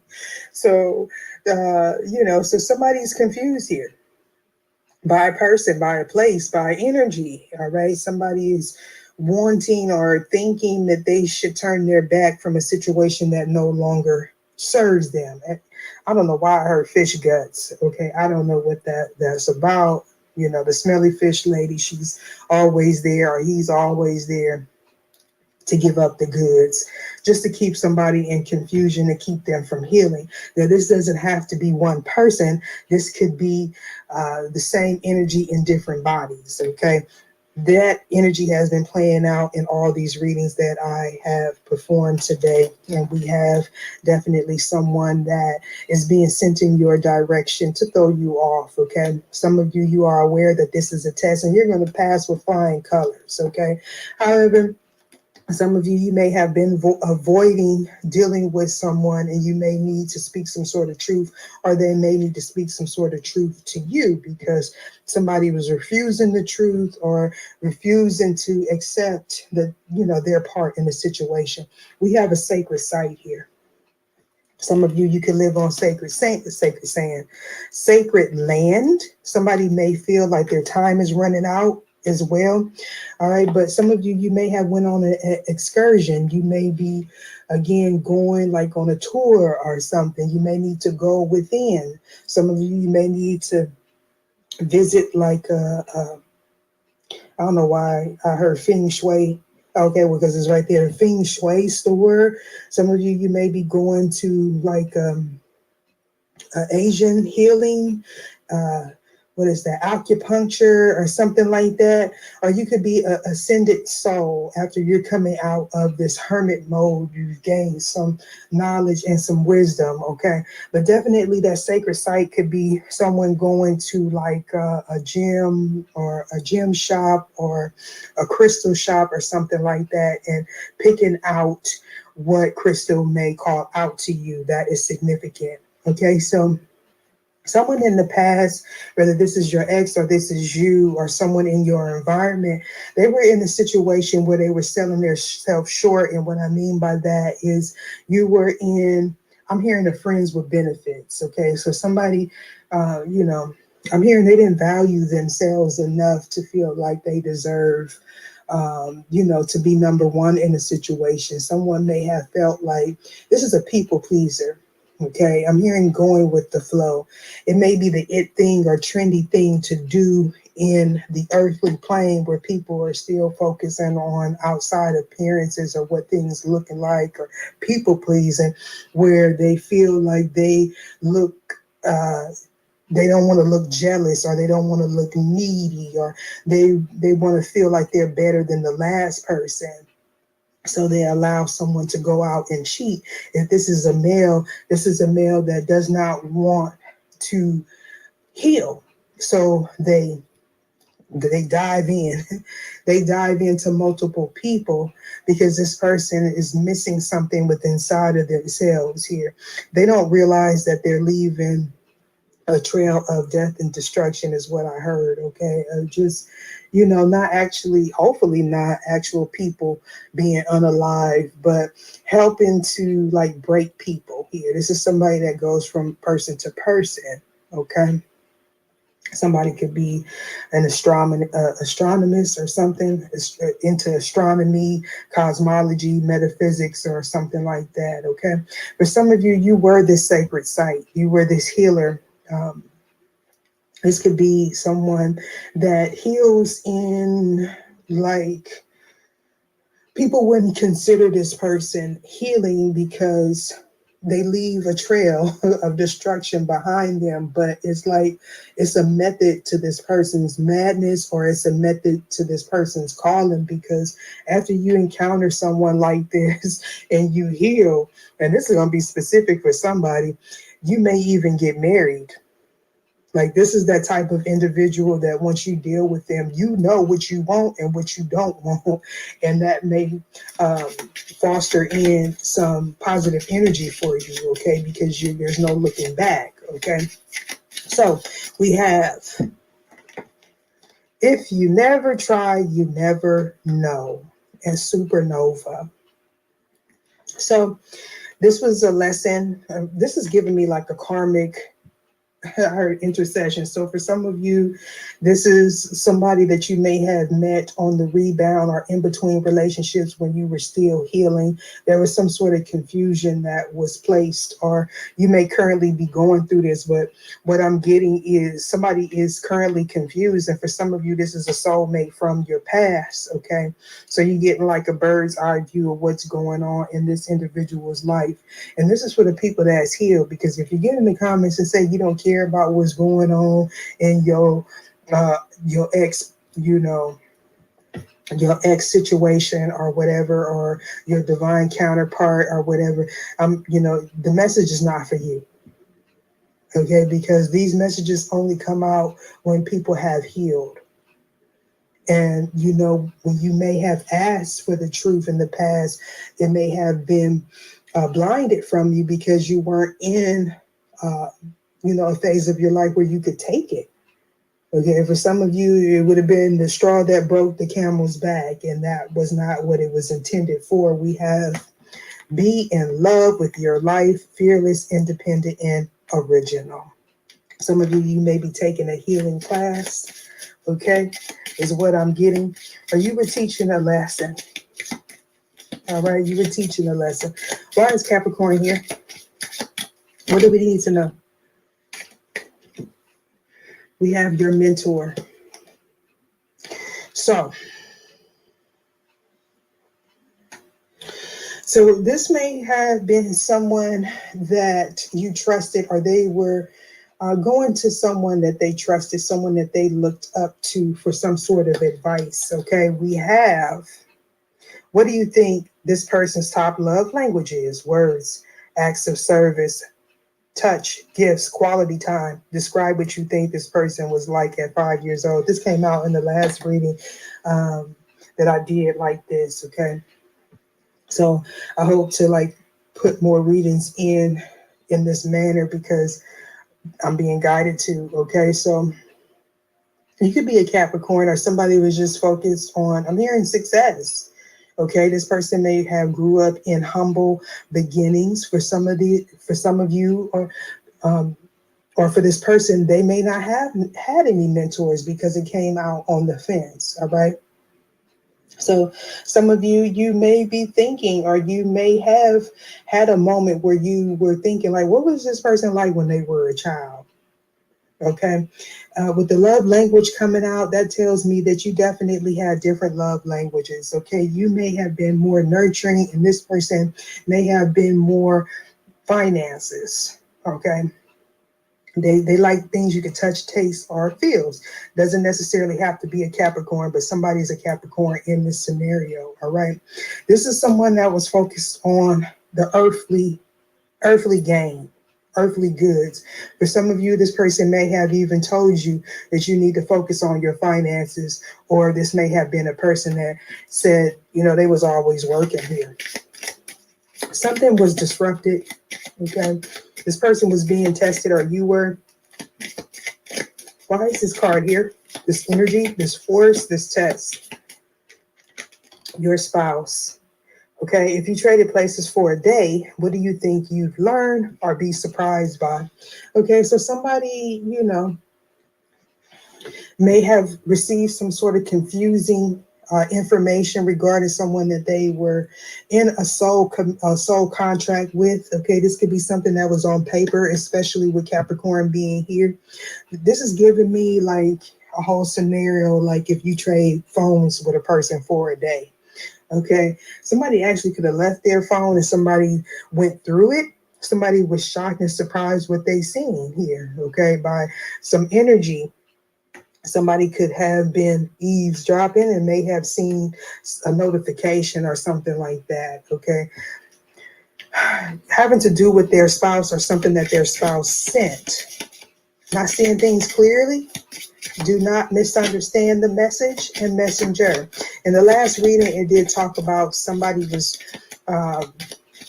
revisiting old text messages or messages, and they may have realized that they misinterpreted a message that was sent, okay, or something that you said in the wrong way. All right. There could have actually been an argument about that. That person may be thinking about, you know, the last things or the last correspondence that you had with them. Your therapist, what do you think they value the most? Okay, so somebody could actually be going to therapy.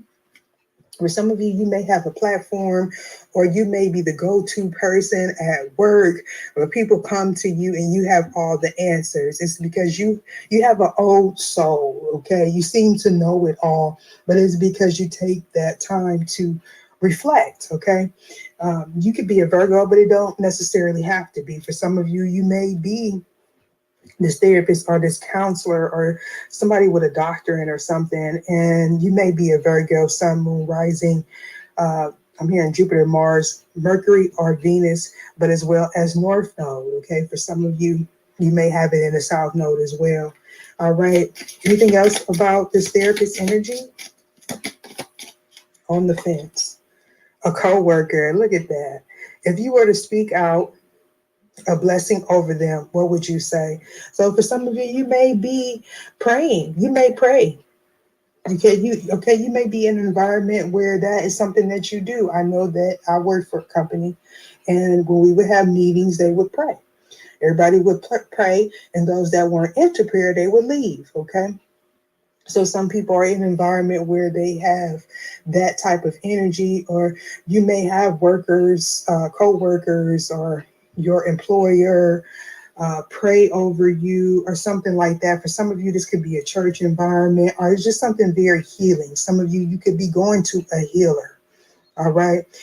You could be going to an acupuncturist. And for some of you, when you encounter this person, you may speak, you may talk, you could just be this person again, like when people come in contact with you, if this is not you, it's them or somebody in this situation, they just tell all their business. It's like, some people have that healing energy, okay? You may be sacred. You may be the sacred site, okay? You could also be learning, some sort of healing skill. We have, if you were to speak out a blessing over them, what would you say? Some of you, you're definitely praying for whoever this person is, or you could be someone that prays for the collective. What is someone from your past? What are the messages here? Your first child.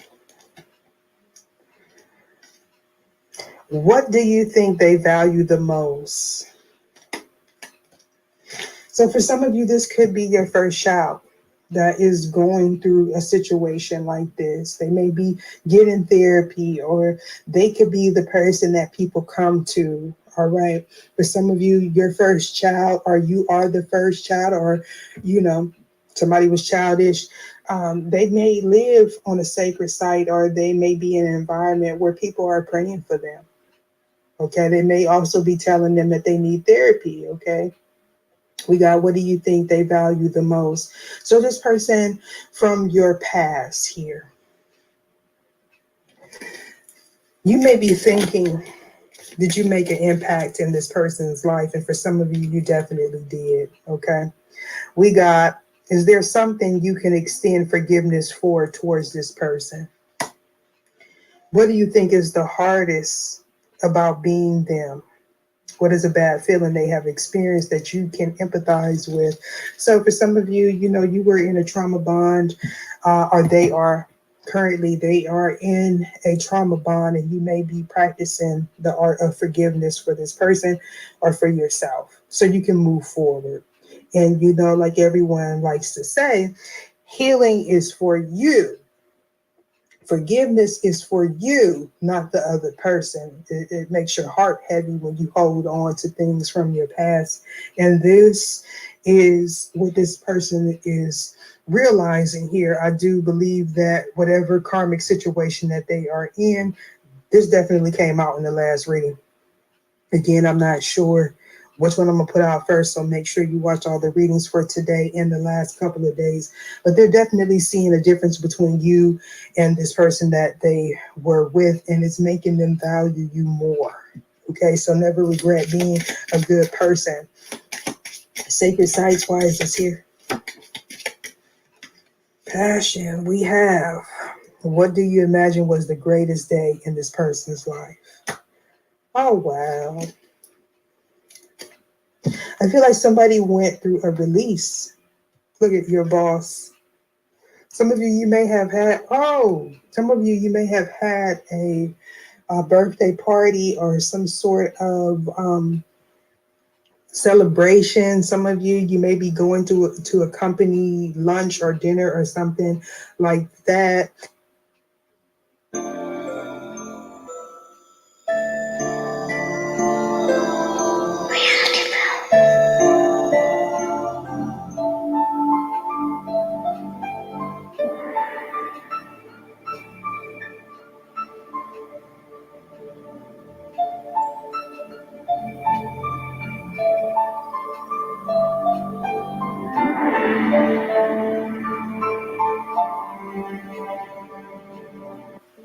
The Bible is a profound book on many levels. Spiritually, it holds questions and answers for what it means to be human.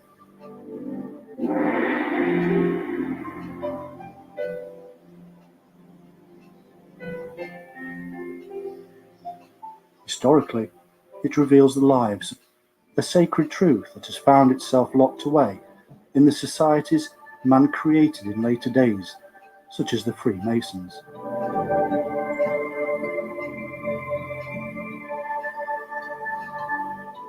This ultimate secret stretches back in time for thousands of years and was included within the pages of the Bible.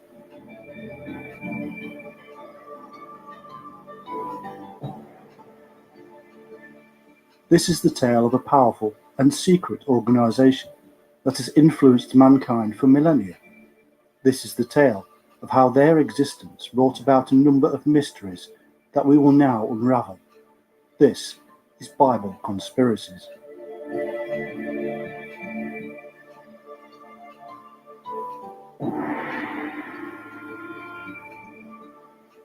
The Bible and other ancient tales tell us of a secret, that there was an advanced spirit. There are also links between the cultures. We do not have a clear-cut picture, and there are a lot of grey areas. However, the biblical flood myth matches that found in the Sumerian epic Gilgamesh, and ends with the Tower of Babel in Babylon, which was part of the Sumerian Empire.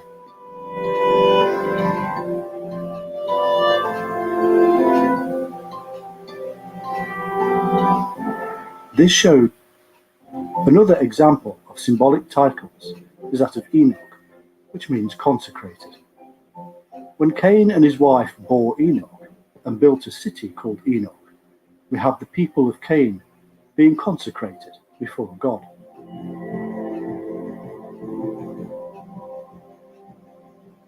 Enoch, the consecrated one, would later write up the history of these fallen wanderers who spread across the globe as the great shining ones, teaching, measuring, and building the world's most mysterious ancient monuments.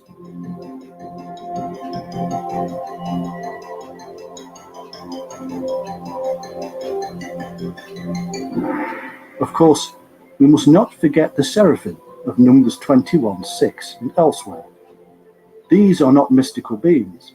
They have hands, a face, legs, but they do have powers from God because they are in the light, and they have the symbolic wings of the early shaman, the bird flight, the dream time trance ability to fly. Their name means shining ones or fiery serpents. They are enlightened beings by the power of the serpent. Mystical Jewish literature tells us that the angels can fly, tell the future, shapeshift, speak Hebrew, and are emanations of the divine shining light.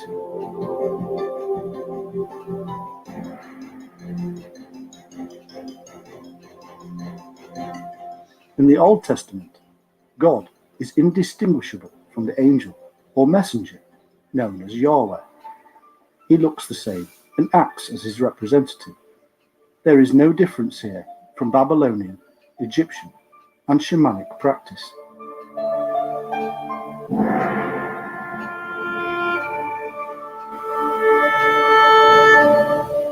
In the New Testament, the angels actually take part in the judgment at the end times. Alternatively, they may be those who had experienced enlightenment and then fallen from grace.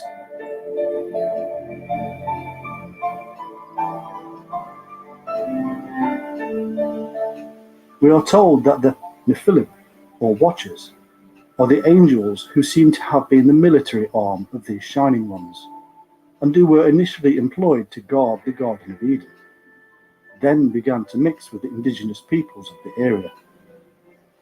And it came to pass, when the children of men had multiplied, that in those days were born unto them beautiful and comely daughters, and the angels, the children of heaven, saw and lusted after them, and said to one another, Come, let us choose wives from among the children of men, and beget us children.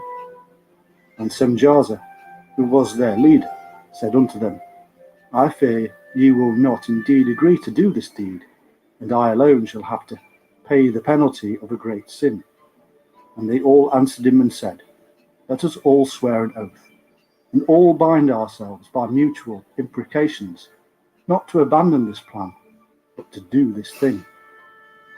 Then swear they all together, and bound themselves by mutual imprecations upon it. The Book of Eden.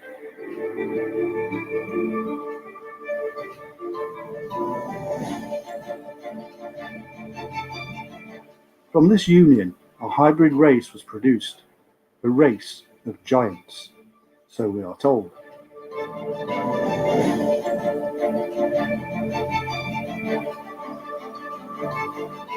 And all the others together with them took unto themselves wives, and each chose for himself one. And they began to go unto them, and to defile themselves with them. And they taught them charms and enchantments and the cutting of roots, and made them acquainted with plants. And they became pregnant. And they bare great giants, whose heights were 3,000 ells, who consumed all the acquisitions of men. And when men could no longer sustain them, the giants turned against them, and devoured mankind. And they began to sin against birds and beasts and reptiles and fish, and to devour one another's flesh, and drink the blood. Then the earth laid accusations against the lawless ones. The Book of Enoch.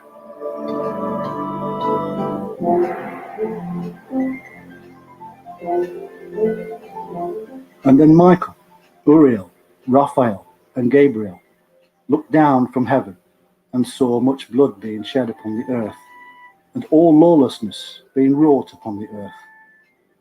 These insurgents also passed on knowledge, and taught them combat and how to make weapons.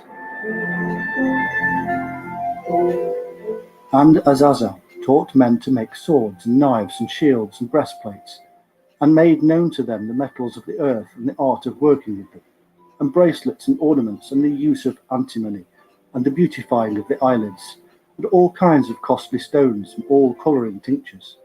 And there arose much godlessness, and they committed fornication, and they were led astray, and became corrupt in all their ways.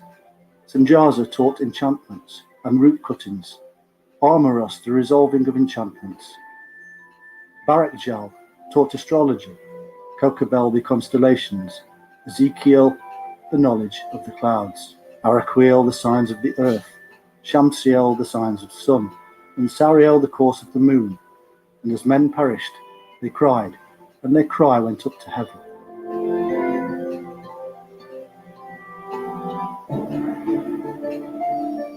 All this was seen as a violation against the set of laws laid down by the Shining Ones, who were possessive of their knowledge.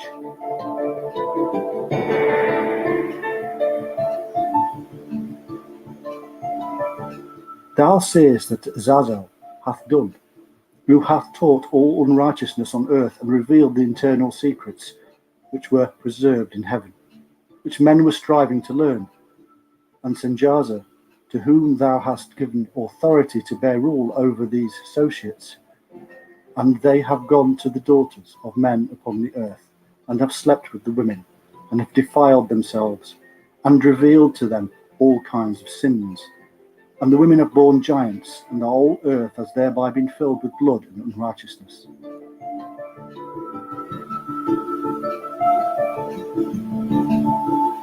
Enoch, the scribe, who was taught by the Shining Ones, was then employed as a messenger or intermediary between the Shining Ones and these fallen ones, who had decided to abandon their divinity to live amongst the tribes of man.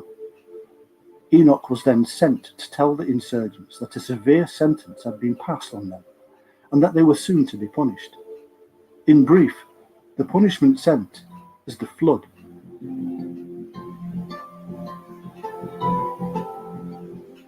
It is as if the Shining Ones wanted to wash away the sins of the earth that had been created by their own kind, the fallen ones.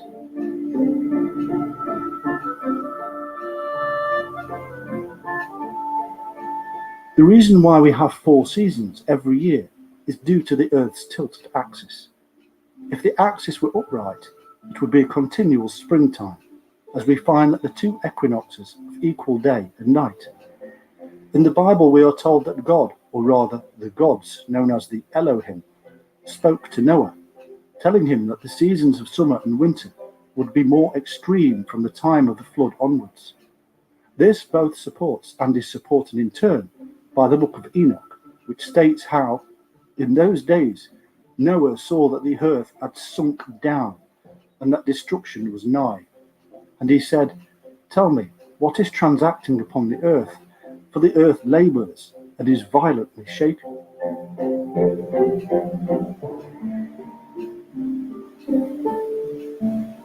In the King James Version of the Bible, Isaiah 24:1, we find this: Behold, the Lord maketh the earth empty, and maketh it waste, and turneth it upside down, and scattereth abroad the inhabitants thereof.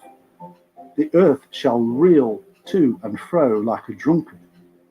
In Psalm 68:8 it is written, The earth shook, the heavens also dropped at the presence of God. Then Sinai itself was moved at the presence of God.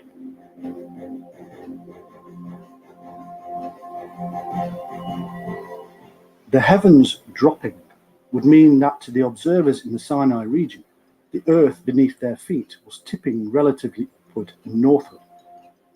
In his written work, Timaeus and Critias, Plato describes an awful catastrophe in which the earth moved forwards and backwards, and again to right and left, and upwards and downwards, wandering every way in all 6 directions.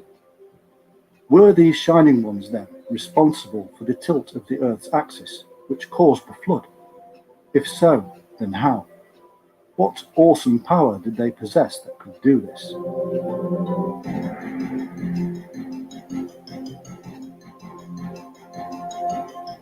In the book of Enoch we read, Afterwards the judgment shall take place according to his mercy and his patience. And on that day were 2 monsters parted, a female monster called Leviathan, to dwell in the abysses of the ocean, over the fountain of the waters. In the book of Job it states, Let them curse it that curse the day, who are skillful to rouse Leviathan. When we read these words from the Bible, we sense a reality behind them, even though the name Leviathan suggests a mystical beast of some kind. Leviathan was the Hebrew name for the celestial dragon of the deep, or the dragon of the abyss, which was believed to reside inside the bowels of the earth in the underworld, or the Sumerian Abzu. In Sumeria and Babylonia, this dragon or serpent was known as Tiamat. Other names given to this creature were Behemoth, Asp, and Rehab. Lately, Tiamat has been the subject of many catastrophe theories. For instance, author Zachariah Stitchin believes that Tiamat was a planet that orbited the Sun, where the asteroid belt is today, and that the planet Marduk and its satellites, which Sitchin says are on a 3,600-year orbit around the Sun in our own solar system, collided with Tiamat, breaking the planet in half and sending both into an orbit closer to the Sun, where each half then became the Earth and Moon. As overly dramatic and unlikely as this may sound, there are many supporters of this theory. However, a moving celestial body is hardly something that one would describe as having been roused, awakened, or stirred up.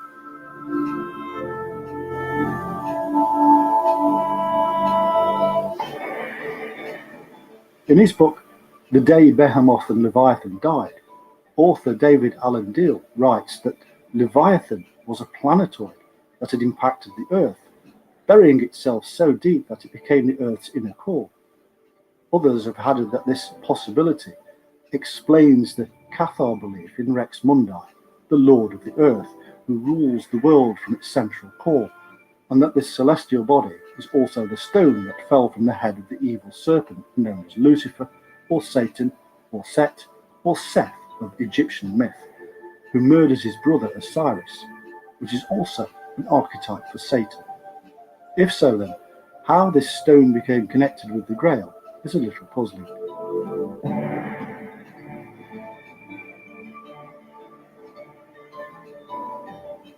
These theories surrounding Tiamat or Leviathan are interesting in view of everything we have seen so far, and are yet to see.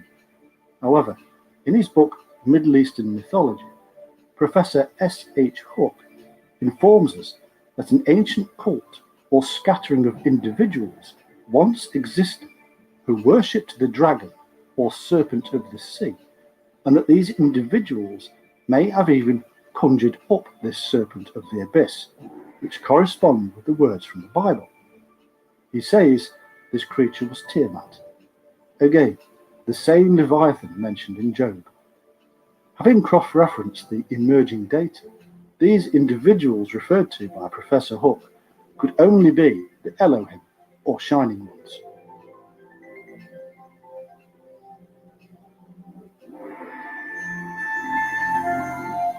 Now, although this monster is known worldwide, in China the dragon is worshipped and is not considered evil, or something that should be destroyed, or conceptualized in the West with its dragon slayer saints and heroes, but rather something that should be cultivated.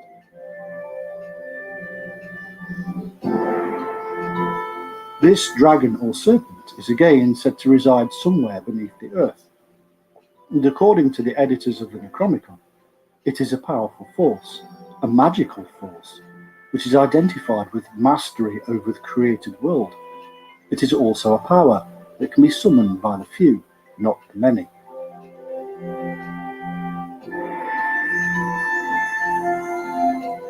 So it's more than possible that we're not talking about a creature as such, but a force of some kind, and a rather terrifying force at that.